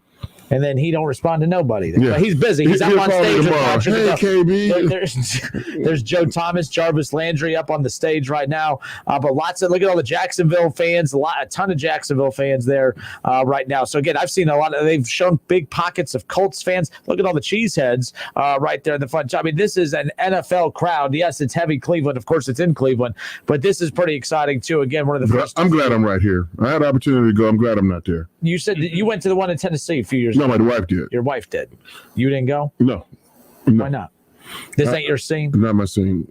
Last draft I was at was in 1986 in my basement. That was the last draft party I went to. Oh, look, Joe Thomas getting everyone all fired up. So again, Jacksonville technically not on the clock Whose yet. mother is that? What? Is that somebody's mother or just a fan? Fan. Okay, so she's going to say the Jacksonville's first pick?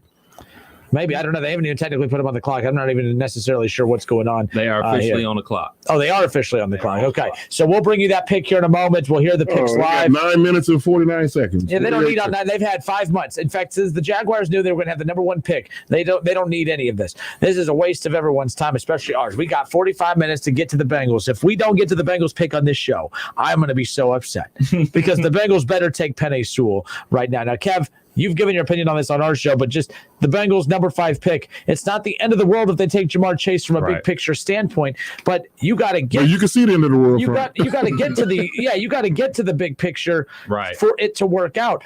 Bengals fans get mad when I say this, Keith, but if you don't take Penei Sewell with this number 5 pick, the only person that is going to be more happy about it than anybody is going to be Brandon Allen, the backup quarterback, because he's going to have Jamar Chase to throw to come week 7 when Joe Burrow's out for the season once again. So they have to find a way to don't wish the injury on him. You're one of the just said he'd take a lot of licks. No.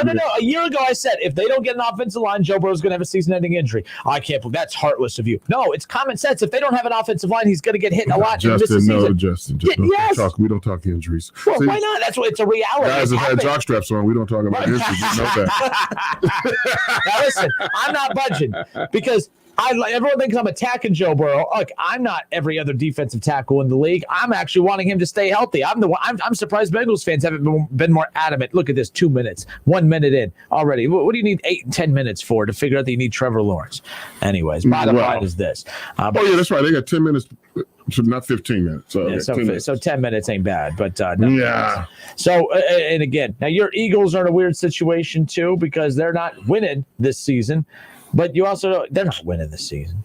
Well, you talking about the 2020 season? Yeah. 2021. No, not 21. We're back, baby. You're back. You're back in the NFC East. Man. We're tied for first place. Not just any East, the least. We're tied for first place right now. Yeah. We're tied for first place, man. You got to forget about it. You got to have a short attention span. You can't. Last year don't help us now. By the way, that's why he's not in Cleveland because he's married. So she wasn't going to let him go live it up in Cleveland and enjoy being the number 1 overall draft pick. He's stuck on the couch. Who's that? Mr. Lawrence? Yeah, Sunshine. So there you go.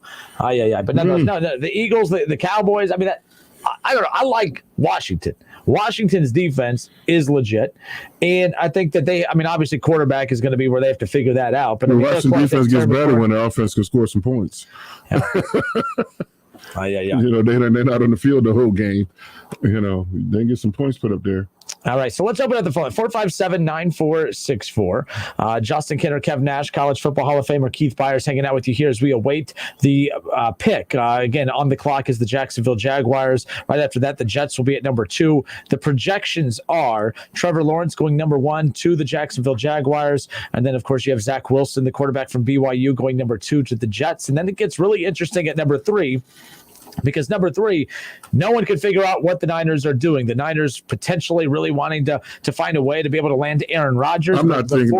I still got Justin Fields going to the Jets. That's going to be a surprise. Justin Fields, that's your. I'm hanging on to that until I'm proven otherwise, which will be in about 15, 20 minutes. By the way, seeing a lot of people are messaging in hashtag jock straps. By the way, so there you go. I'm not budging. Just saying. Oh my goodness. Steven South on Facebook says, I swear Roger Goodell gets booed. Oh, I can't say that. Gets booed and crapped on more and more each year. Love it. Give him hell. And he embraces it. You got to let Lawrence have one. Is that a jacket or just a shirt? I know he got a T-shirt on. Is that a sports jacket? A little olive blazer. I mean, let him be. He's married now. She picked it out for him. Let him be. What would you wear? What did you wear on draft night? They didn't have cameras, though, in your house, did they? I had a polo shirt on, a gold chain. So if Keith Byars is getting drafted today, what's Keith's attire going to be? Oh, that's a good question. Blue suit, gray suit, all black? What do you I probably would have had a nice black suit on. People are commenting on your beard, by the way. Tell me to get a good look at it. It won't be there much longer. Well, it went away, and then you brought it back. I know. Since we're being fashionistas now and critiquing what it's going to be a goatee in May, and then by June I'm going back to clean saving till about Thanksgiving. See, I just had a friend message and say, have we talked about KB's sweet beard yet? I'm like, literally, we just did. We just did. So there's that. What would you wear on draft night if you were being drafted into the NFL? If you were being drafted? Hell yeah. What if they don't draft you? I'll drop to Cleveland. Would you attend the draft? Oh, yeah. I don't know why these kids wouldn't. I'm surprised Justin Fields didn't. Actually, I do know why Justin Fields didn't, because I think he fears – I mean, he's the rumored one to keep dropping, whether it's right or wrong. It's the reality of it. And he knows cameras are going to be glued to him for all the wrong reasons. It's unfortunate. He's been the punching bag of this draft, whether it's right or wrong. And I think that the attention that would be on him would be for all the wrong reasons. It would be the cameras would be on him. All the attention would be on him because everyone, how you feel. How's it feel? How's it feel to keep dropping? Remember how uncomfortable that was for Aaron Rodgers? Remember when and then he was the only one. Remember when Aaron Rodgers was the only one sitting in that draft room? I remember Aaron Rodgers. So I remember bad. Brady Quinn falling, and the camera's just on him, and the dude's just drinking water and sweating. Yeah, please call my name. Yeah, if I was talented enough to be potentially a first round pick, I don't think I would go neither. I think I would do something just like, with the family. You know what Dwayne Haskins did? He did at a bowling alley. Yeah. He charged people to go to the bowling alley. He had a watch party for his draft. It was at some bowling alley, and he charged people like $15 to get into this thing. That's my draft picture. There you go. Hey, look at you. And look at that. Based on that face, you would never tell that that's the happiest moment of your life right there. I mean, I got to be cool, man. So you picked up the phone and say, medical reject here. How are you? Yeah, that's me getting a telephone call draft day. Now, see, people 1986. I just got a message. Why do you keep calling Keith a medical reject? They think I'm picking on you. Oh, yeah, no, that's not. They don't know the story. I'm I'm not calling him names. First of all, I'm not that dumb. I mean, I'm dumb, but I'm not that. I talk smack about people when they're not around. I don't do it when they're sitting next to me. It was Buddy Ryan, coach of the Eagles. His coach at the time, Keith thought that he wasn't going to become an Eagle because all he heard was bad things from Buddy Ryan about him, calling him a medical reject. And then, of course, he loves it. It was all a smoke screen. It was all a smoke screen. And I'm glad he did, because I did not want to go to Cincinnati and a whole bunch of other 8 teams. Look at him he's flipping his hair out. Trevor Lawrence flipping his hair out, getting all nice and pretty, getting ready to go. About to hear his name. By the way, what are the Jacksonville Jaguars? You said it's doing? going to be about 9 minutes. What are they doing? It's 3:27 on the clock. What are we doing? Anyway. Man, this is a situation between them and the league. Like, the league is saying, like, we need to draw this out, keep our media partners happy, get some commercial inventory. And you worked in sales, Kenner. You know about that. Yeah, more eyeballs. More eyeballs mean more dollars. I see. And what is going on here? Now they're doing this weird little virtual thing with Tim Tebow doing this weird little walk and strut. That's Urban Meyer looking like Vince McMahon. I'm not really sure it's supposed to look like Vince McMahon. That's a championship belt, I think. But anyways, the point is, oh yeah, my bad. See, it's this weird little virtual. I have. Oh, yeah. Oh, you could see. What channel are you on? We are watching something different. You're on NFL Network, probably. Supposed to be on ESPN because we are on ESPN. Yeah, we're on. Me and Byars are on. Yeah, we're on the right channel. Well, apparently, mine seems more interesting. 2:41 to go. The Jaguars. So you talked about them milking the clock. For what? If you're the I could see why they would make the Niners do it because there's a lot of interest. We're at 159. We're ahead of you. Yeah, we're way ahead of you. Well, either way. So it's not a matter of who goes number one. It's just a matter of when they're going to call it. David Shaw says Rashawn Gary did the same thing with the bowling alley, talking about that. Look, but no, the Dwayne Haskins thing. But he was so chill that night. He wore sweatpants and a hoodie. Sweatpants and a hoodie. Yeah, that's how I would be. I would be chill. I wore the fashion You're about of to the be day. drafted. It's the biggest thing. No, wear sweatpants. I would wear the fashion of the day. In my day in 1986, it was a polo shirt and jeans and little gold chain. So today, whatever the fashion. Yeah, if I'm at the NFL draft, I'll be suited and booted. But if I'm having a watch party like at Dave and Buster's or whatever cool restaurant, bowling alley, I'm gonna be relaxed. I'm gonna be relaxed, eating Subway, waiting for my name to be called. Like, I don't need what I need to be in a suit for. It's the biggest day of your life for going to the NFL. You worked your whole life. What about your biggest day? And they say let's say you're getting this job at 610. I mean 1410, and they said where you live at? What's your name of hometown again? Van Wert, Ohio. City of Dreams. And they're saying you're going to Dayton, Ohio, or they're going to send you out to Seattle, and you don't know until that day, till the draft day. How would you feel about it? You're from Van Wert. Don't dress for where you're going. Dress for where you want to be, baby. So you'd be like, what city would you want to go to? Fresh out of college. Fresh out of college? Yes, and they had a draft for this job. Where are you going? Oh, Columbus. You be going to Columbus for sports radio? Absolutely. Oh, okay. See, all right. So now that I've told all our listeners, I think Dayton's crap. Continue. Okay. So are we at the pick is in? So we can now send it to ESPN. The pick is officially in. So there we go. So the pick is in. We now send it to the ESPN feed. We'll be back with instant reaction coming up here in just a moment. He will announce the pick. The Jaguars are ready to go. The fan is in the easy chair. And Roger Goodell is ready to announce the first pick in the 2021 NFL Draft. Here we go.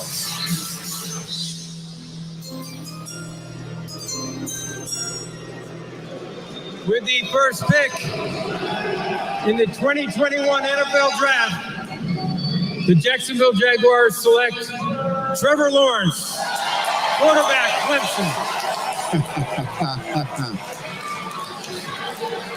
Wow. I mean, so apparently his reaction. So there you go. Trevor Lawrence officially the number one pick in the 2021 NFL draft. Really cool, really exciting for him again. I've actually been a big fan of Trevor Lawrence. I can't pull off the skinny jeans, but I guess he he got on the classic Stan Smith Adidas. I like that fit. So I like that. He didn't wear no sweatpants and nothing like that. He's dressed to impress, baby. Hey, man, grandma's there. You got to look good for grandma. So, now with this, though, again, this quarterback, I mean, imagine if this works for him and Urban Meyer. I mean, this will be quite the story. I thought his story was fascinating. I know you are a Buckeye, so if you're not a Buckeye, you're not anything. But this kid won. I mean, think about you coming out of college or high school, Keith, at 18 years old. For him to come out of high school and a year later, 18 years old, lead a team to a national championship, beating Bama in the process, that's pretty dang impressive. He didn't win a Heisman. He didn't win another one after that. He made it to every, in the college football playoff every year. His team beat Alabama. He didn't beat Alabama. He had a heck of a team. Look at you. He had a heck of a team that year. You. Don't be, man, I ain't gonna change. Everyone who wins a championship has a heck of a team. That's why they win. I ain't gonna just talk about he beat Alabama. But if Ohio State won, we'd be like, oh, Justin Fields. No, we wouldn't. No, we wouldn't. I never done that. Would. No. The Ohio State University wins, not no individual. Nope. Football is the greatest team sport there is. You heard me say it many times. Nope. Nobody can have individual success alone. That's why it's a great team sport. How good a rookie year does he have? Rookie of the year? I say no, only because I think he's obviously a really good quarterback, but I just don't think the Jaguars, whoever the rookie quarterback is of the Niners, if they don't go get Aaron Rodgers, whoever the rookie quarterback is of the Niners is who my prediction is, because it's the theme of this draft. It's not, where you're picked. It's about where you go, and that matters. And I just don't think the Jaguars are set up for him to thrive. But it's going to be interesting. Justin Herbert, no one projected him to have as good a season as he did last year, and he was quite impressive as well. I believe we haven't even had the draft yet. We're getting the draft now, but it'll probably be an offensive wide receiver. It'll be offensive player of the year over any rookie quarterback. I think a wide receiver would be the rookie of the year, like in this past year with Jefferson in Minnesota. I see that happening. All right, we're going to step away for a few moments. The New York Jets are on the clock. We're hoping to be back before that pick is in. 5:20 to go before that pick is in. We'll step away for a few moments. More of our ESPN Dayton Draft Special presented by Frickers right here on 1410 ESPN Radio. We'll be back in a moment.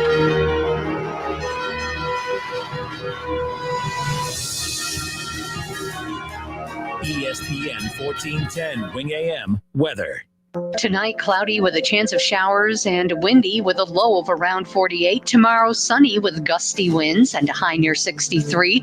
For tomorrow night, clear skies and a low of around 37. I'm Peggy Hodge for 1410 ESPN Radio. Save big money in your next project with 11% off everything now at Menards. Landscape now and enjoy all summer with our great selection of landscape blocks. Whether it's a spacious patio, a decorative walkway, or flawless landscaping, you'll find the perfect blocks for your project. Save 11% on all concrete landscape and patio blocks. Get 11% off everything now at Menards. Good through May 1st. Savings or mail-in rebates. Some exclusions apply. See store for details. Save big money at Menards. At Napa, we keep things moving.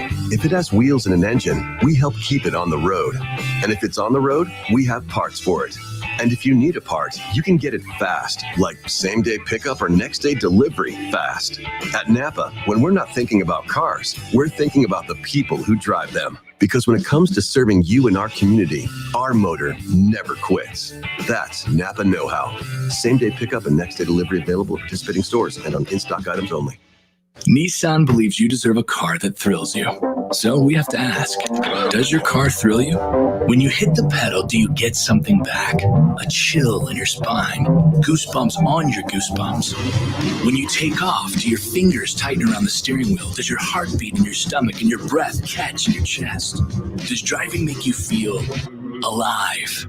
Because it should. And if your car doesn't thrill you, ours will. This is the new Nissan.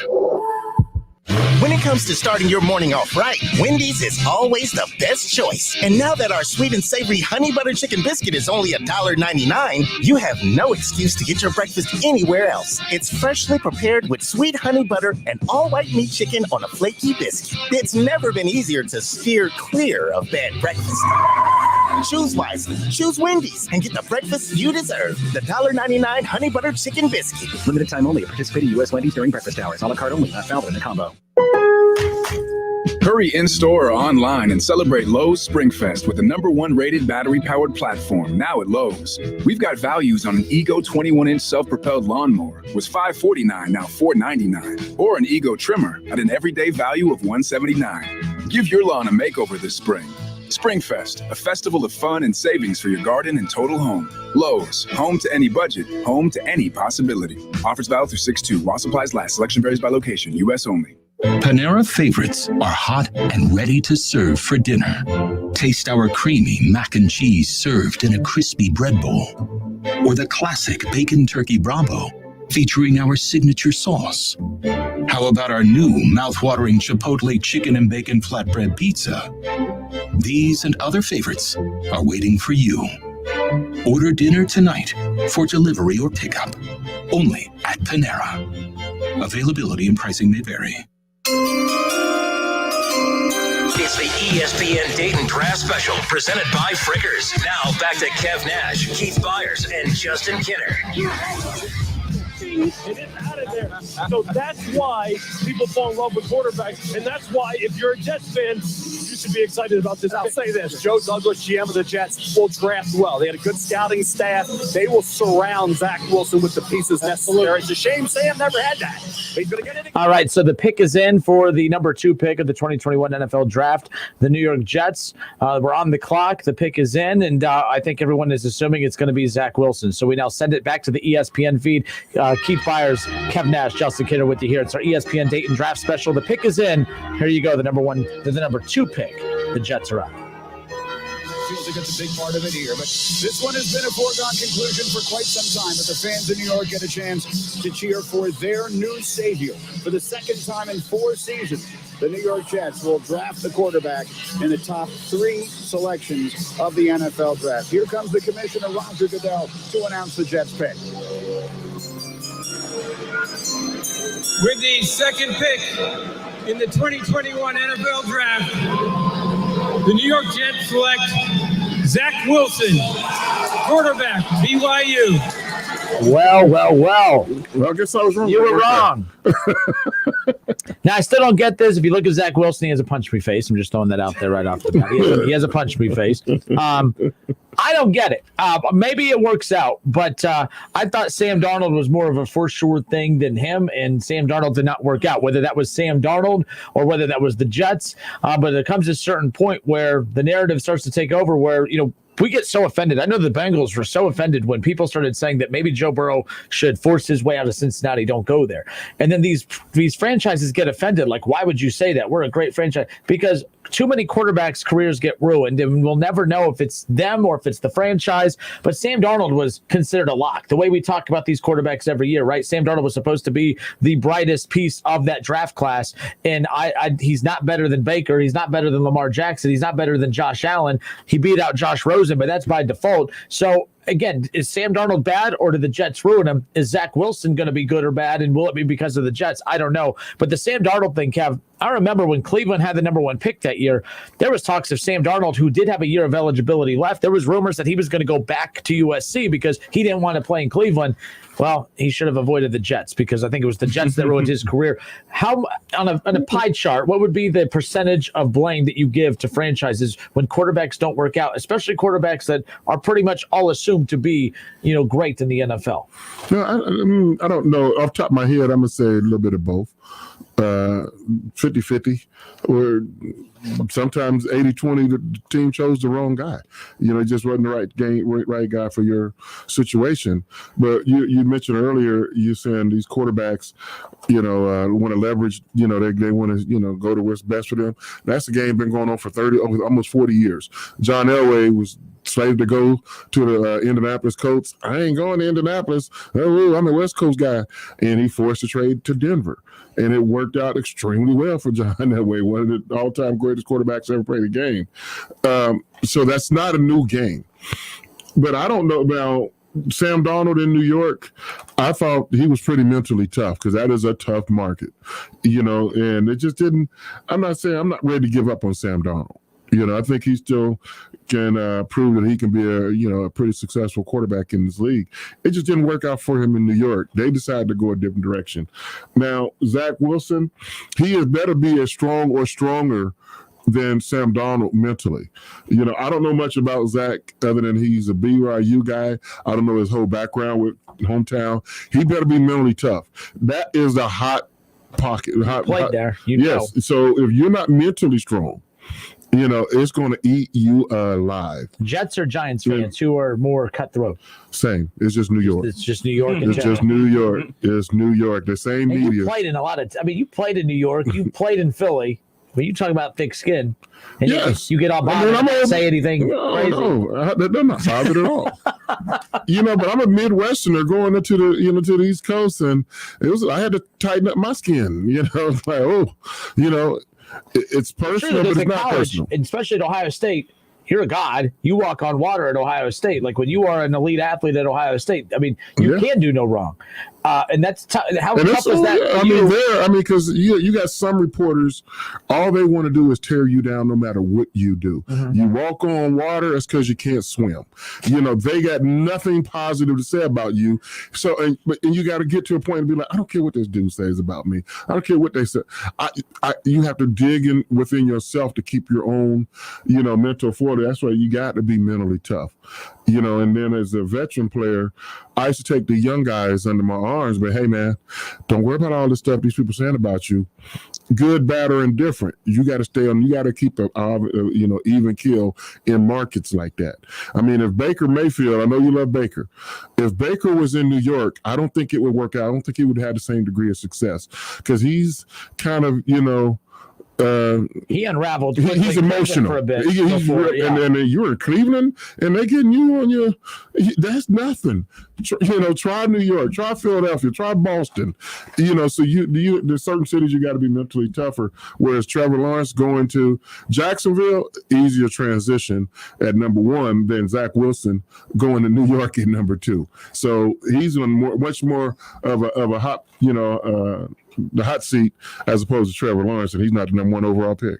Zach Wilson becomes the fourth quarterback taken in the first round by the Jets since 2000. Chad Pennington in 2000, Mark Sanchez in 2009, USC quarterback. And then you had Sam Darnold, another USC quarterback, 2018, and now Zach Wilson from BYU. Before that, in 1983, you had Ken O'Brien, Richard Todd in 1976, and then, of course, the famous Joe Namath all the way back in 1965. Well, Zach Wilson, look, Chad Pennington wasn't horrible, just didn't win anything with them, of course. Sure, Chad had a successful career. I like Chad. Vinny and the Jets with me. Mark Sanchez, of course. But like I said, we're talking about the media. It would hurt Sam Darnold in New York when he seen Ghost. When he said, "I'm seeing Ghost," he's never lived that down. When the New England was blitzing from the time they got off the bus, I'm seeing Ghost out there. I know what you mean, but you can't say that in New York. And they ever talk about that 20 years from now. We had a quarterback we can see in goals when we played the Patriots. All right, so guys, the Niners are on the clock. We're under 2 minutes to go. Of course, my screen says 2. Yours might say less. 1:48. Mac Jones, Trey Lance, Justin Fields. Who is going? The Niners traded up. They gave up a ton to move up to this number 3 spot. They're going to announce the trade that they got Aaron Rodgers. Actually, there is rumblings. The pick is in now. There is rumblings about the Broncos. They were supposed to do the Teddy Bridgewater press conference this week, and they've pushed it back to the 29th. That just came out. Today is the 29th. Huh? Today is the 29th. No, I'm sorry. Today, I'm reading on the 29th. They're pushing it back until next week. I'm sorry. I'm misreading that. So they're pushing that back. They were supposed to do that this weekend, and of course, now that's not the case. They could just be pushing it back because the draft's this week. So the pick is in. The San Francisco 49ers are on the clock, or they're no longer on the clock. I'm sorry. Their pick is officially in. So we're now going to send it to ESPN's feed, and we'll find out. Real quick guess. Mac Jones, Justin Fields, Trey Lance. Who is it? Trey Lance. Justin Fields. Mac Jones. Okay. There we go. Well, consensus. We got a consensus. Mac Jones, One Trey of 3 Lance, guys. Justin Fields. One of us is going to be right. All right, so we now send it to ESPN. The pick is in. The 49ers with the 3rd pick in the 2021 NFL Draft. They select. We'll find out here. He is going to be be a superstar. If the tickets land, Smell, it will be one of the great stories in the history of the draft, yes? I agree. Most fascinating player at any position I've ever played. You think about game management skills, only 1 interception over 17 starts. You think about his smarts, how cerebral he is. You think about everything about him physically, and you need a bridge. You need to sit, watch, learn Trey Lance, and the bridge could be Jimmy Garoppolo.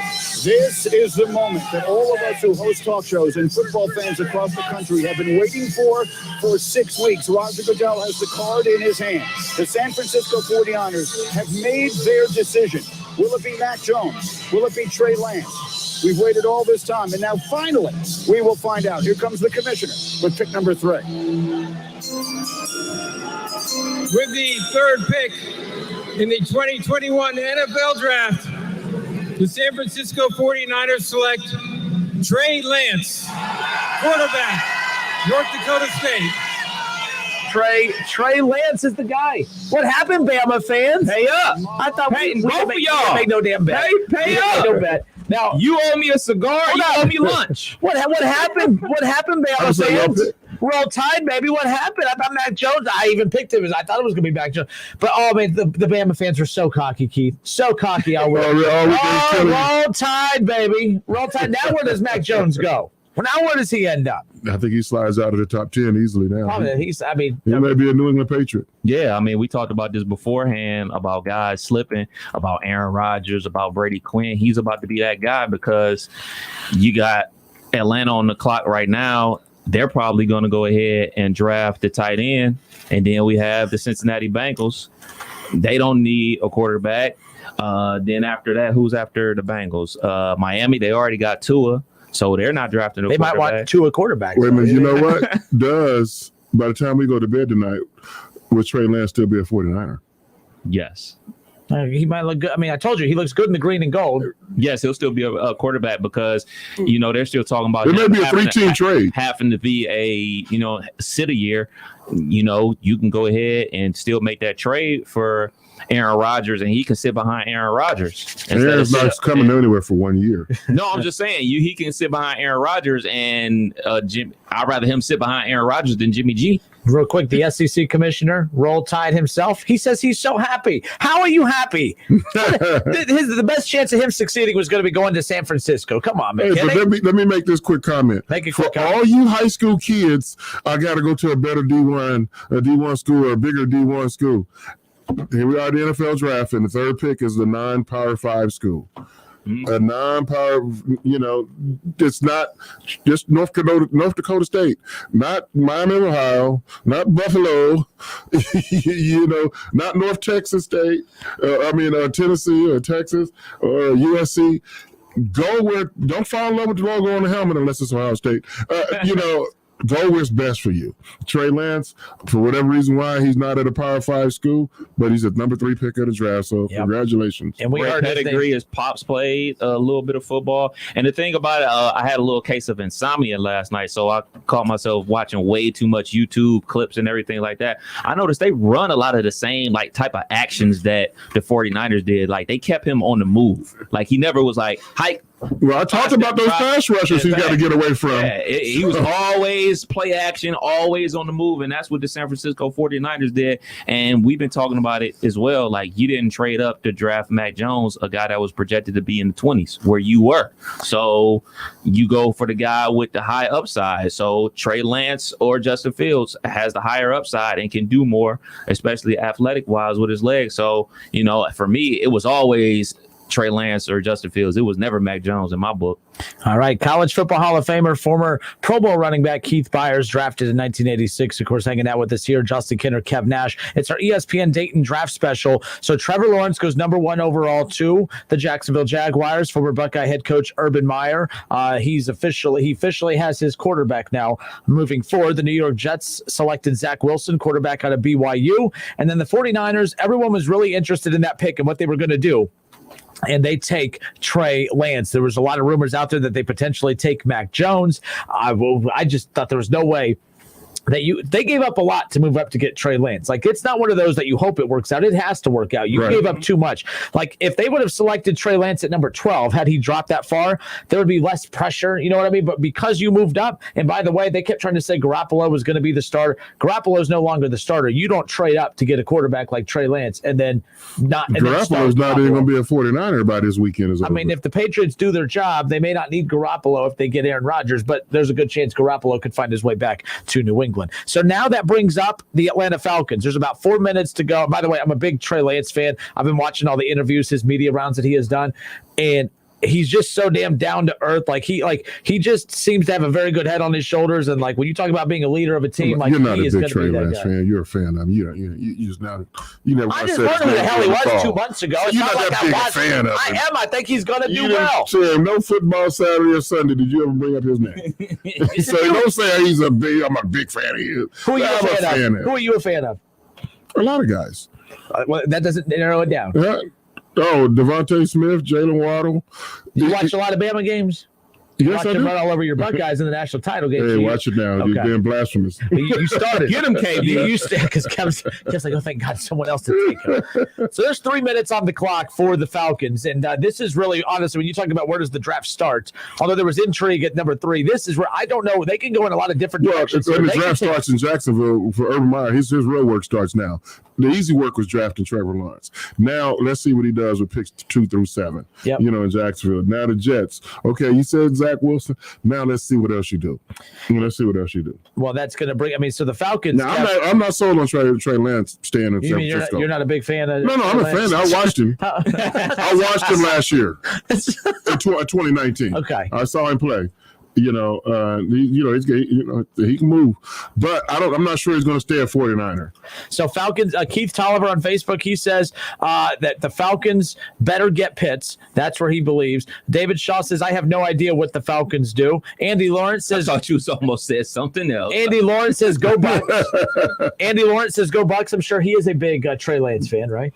No, but he's saying go, but he wants Justin Fields to go to the Atlanta Falcons. And to be honest, I think that would make a lot of sense. But the problem, the Falcons are in a situation where they're stuck to Matt Ryan, and even if they move on from him, it's such a huge cap hit. But again, you got to get your quarterback. I could see them going all in. They're going to move on from Julio Jones. You have Calvin Ridley. You end up Why are you getting rid of Julio Jones? What is that about? Cap space.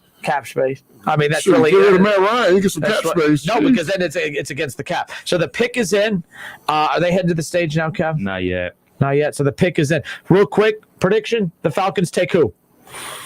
Kyle Pitts. I say Kyle Pitts as well, but you could still go for the trifecta. Sweep. Kyle Pitts. Any surprise at all that they take Justin Fields? I wouldn't be surprised. I would love for them to take Justin Fields. Well, we're going to find out in a second. All right, the pick is in. We now send it to ESPN. The pick is in for the Atlanta Falcons. Justin Fields, Kyle Pitts. We'll find out. And Roger Goodell is getting ready to read the pick. Here we go for Atlanta at number 4. Here's the commissioner. With the 4th pick in the 2021 NFL Draft, the Atlanta Falcons select Kyle Pitts, tight end, Florida. All right, so that one shouldn't surprise you. Look, Matt Ryan, say what you want. I know we talk about him as if he's an old, on his way out the door quarterback, and he may very well be. Very good season last year. The team did not have a very good season, but if you have Matt Ryan and you have Calvin Ridley, and now you have presumably the best. Look at that stripe on Kyle Pitts' pants. Look like Green Bay Packers stripe. That gold stripe down that green suit. I'm sorry. Remember what I said? Dress for where you want to go, not where you are. I mean, maybe he's telling you something. So the Falcons, the 4th overall pick, they take Kyle Pitts. Now the moment we've all been waiting for. The Cincinnati Bengals are on the clock, baby. They're on the clock. So we're going to step away for a few moments, and I could think this worked out perfectly. We will close the show out with the Cincinnati Bengals 5th overall pick. They better take Penei Sewell. Because I have it 30 for 30 all lined up and ready to go to release tomorrow, if not. But again, Trevor Lawrence, number 1 overall with the Jaguars. Zach Wilson from BYU, number 2 to the New York Jets. Number 3. Who the hell was number 3? This is why I whiffed it. I literally just spaced Trey Lance. I literally was on a roll there. Trey Lance going number 3, of course. That's so exciting. I'm so excited for this pick. I got to go to break. We'll be right back. More of the ESPN Dayton Draft Special presented by Frickers when we come back. Come on, Bengals. Don't Miss out on a clean car month at O'Reilly Auto Parts. If your car could use a spring cleaning, stop by for great deals on everything you need to keep your car looking new. Like Mother's California Gold Wash and Wax, just $4.99 for a 64-ounce bottle. That's a $6 savings. Visit the professional parts people at O'Reilly Auto Parts today or O'ReillyAuto.com. O'Reilly Auto Parts. Cordell Transportation is now hiring Class A CDL drivers. $5,000 sign-on bonus. That's right, $5,000 sign-on bonus. Home daily dedicated lanes, no-touch freight. Apply today at CordellTransportation.com. Cordell Transportation, driven to succeed. Hey everybody, it's Stephen A. Smith, and everyone knows my feelings on Cowboys fans. But really, Justin Kenner, you're a Cowboys fan and a Browns fan? Good Lord have mercy. I don't know what the hell to do with y'all. I really don't. It's the Justin Kenner Show with Kev Nash, weekdays from 3 to 6 p.m. on 1410 ESPN Radio. On Twitter, make sure to give us a follow. Search 1410 Kenner for Justin Kenner on Twitter. That's 1410 KINNER. And ESPN Dayton for the station Twitter handle. It's the ESPN Dayton Draft Special presented by Frickers. Now back to Kev Nash, Keith Byars, and Justin Kenner. All right, we are back. Justin Kenner, Kev Nash, College Football Hall of Famer Keith Byars. Look at them styling and profiling. You just casually sat right into the shot. But that was nicely done. It's like you've done TV in the past. You worked for the Yes Network in New York at one point, so there you go. All right, the Cincinnati Bengals are on the clock, and now, of course, all the debate. Kenner has worn this out. I've worn this out. They do not need Jamar Chase. I compared it to this. You know how everyone was complaining because they didn't have money to pay their bills during the pandemic so they sent out the stimulus checks. And the stimulus checks were used to pay your bills. They were used to pay for your electricity. They were used to pay for your bills, right? And then we all know those people that needed that money to pay for them bills, but what did they do? They got the Xbox. They went out and got their PlayStations, their Xboxes, the stuff that they didn't need. All right? And then they had the nerve to complain because, well, we have this Xbox, but now we don't have power to play our Xbox. That's the Cincinnati Bengals, and any fan that is arguing that they should take a wide receiver, you're that fan as well. You literally have an opportunity here to help yourself, to help your future, and instead you're going to take that and you're going to go buy an Xbox with it. That's Jamar Chase. He's that flashy new toy. Instead of doing the responsible thing of taking care of your team and your quarterback, you're going to get the selfish little toy in the Xbox. That's what the Bengals are about to do. They're taking Jamar Chase. I'm already calling it. I think it's absolutely ridiculous. Will it end up working out? Possibly, if Joe Burrow can stay healthy long enough to get to that point. I think Jamar Chase is a fantastic wide receiver, but again, it's not about that right now. You can't skip steps, and the Bengals are trying to skip steps. Your thoughts when you hear Bengals fans say, well, you could just get talent later on in the draft. Keith, no one tanks to get a third-round draft pick. No one says we're going to go 2-14 this year so that we can get as many third-round picks. No, you tank so that you can get the highest first-round draft pick possible so that you can get the best player possible. They're in that position to take the best player at the number one position that they need, and they're going to take a wide receiver. Yeah, if Zach Taylor wants to keep his job, and Cincinnati they're not quick draw McCraw. They take their time before they fire their head coaches. I mean, quick draw McGraw. Yeah, they quick draw McGraw. You don't remember quick draw McGraw? No. Well, I'm just aging myself. Somebody's out there, they know about it. But no, you have to take a lineman. Earlier on the show, I said the league is built to win now. In Cincinnati, are they really trying to win now? They have a little more time. So go ahead and draft a lineman. Joe Burrow has yet to play 16 games, and you want him in there for 16 games. You can still get help at the wide receiver position, at the running back position, at all other positions outside of the first round. The best lineman is on the board. And I always said your top 10 picks, draft for your need. You had a need for an offensive lineman, a left tackle that can come in here and be your day one starter, week one. Let's build with him and let's go from there. Look at the Kansas City Chiefs. They had with Eric Fisher. They're like, why are you drafting that guy? He's still starting for them. So you have to do it. Joe Thomas for the Cleveland Browns, he was a stalwart for the Cleveland Browns for years as a first rounder. You got an opportunity to get one, he would be the best Cincinnati lineman since Anthony Munoz on paper. That's if he goes with the lives up. And that's what the draft is. Everything's on paper.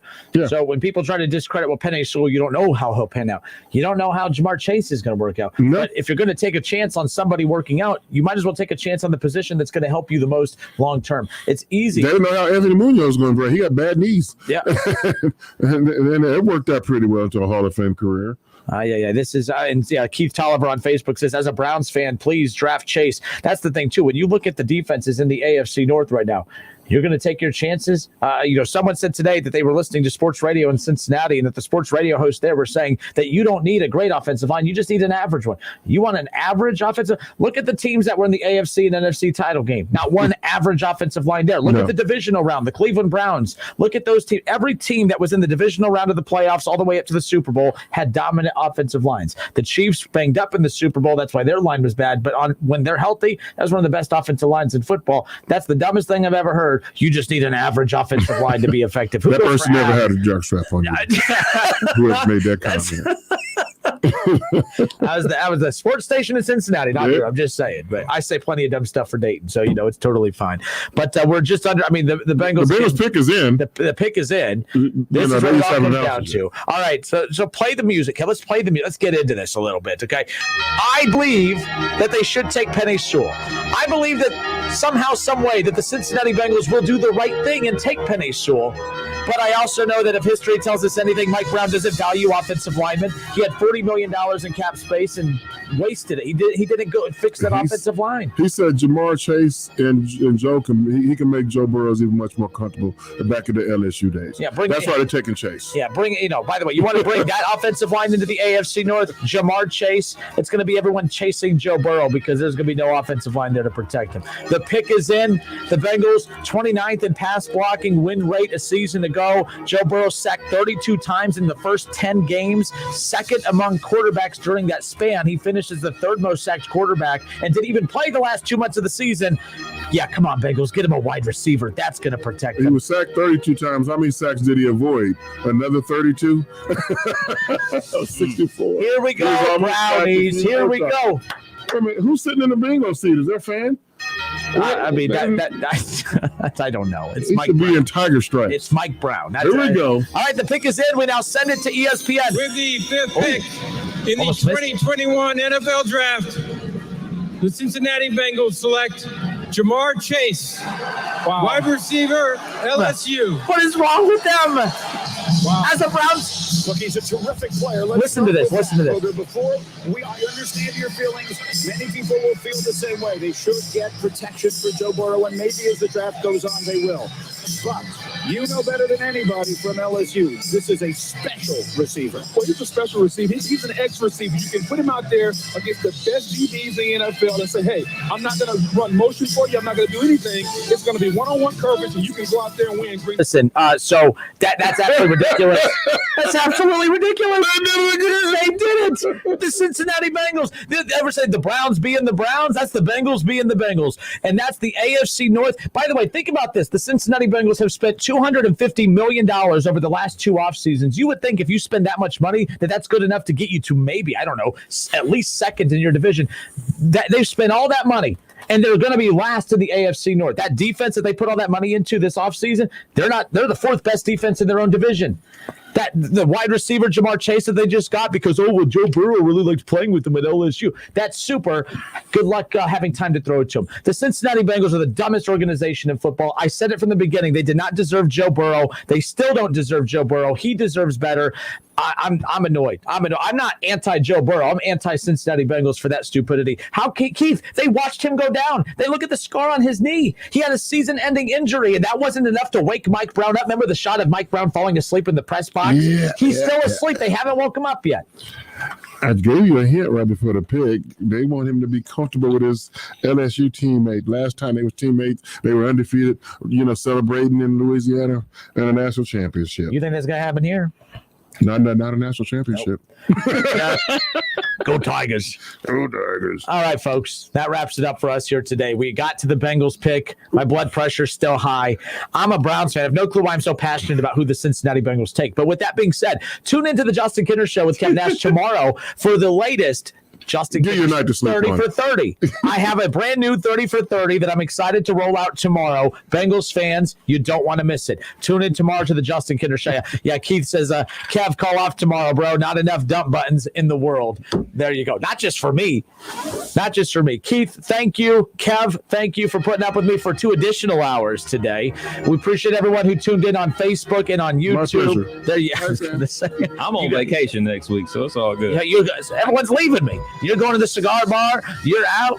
Oh, man. All right, have a great night. Shout out to Frickers. It's been the ESPN Dayton Draft Special presented by Frickers. Thank you so much. And the draft continues. We will have full analysis of the rest of the first round tomorrow from 3 to 6 on the Justin Kinder Show with Kev Nash, presented by Kirkland and Summers and Orion Sports Medicine. Have a great night, everybody.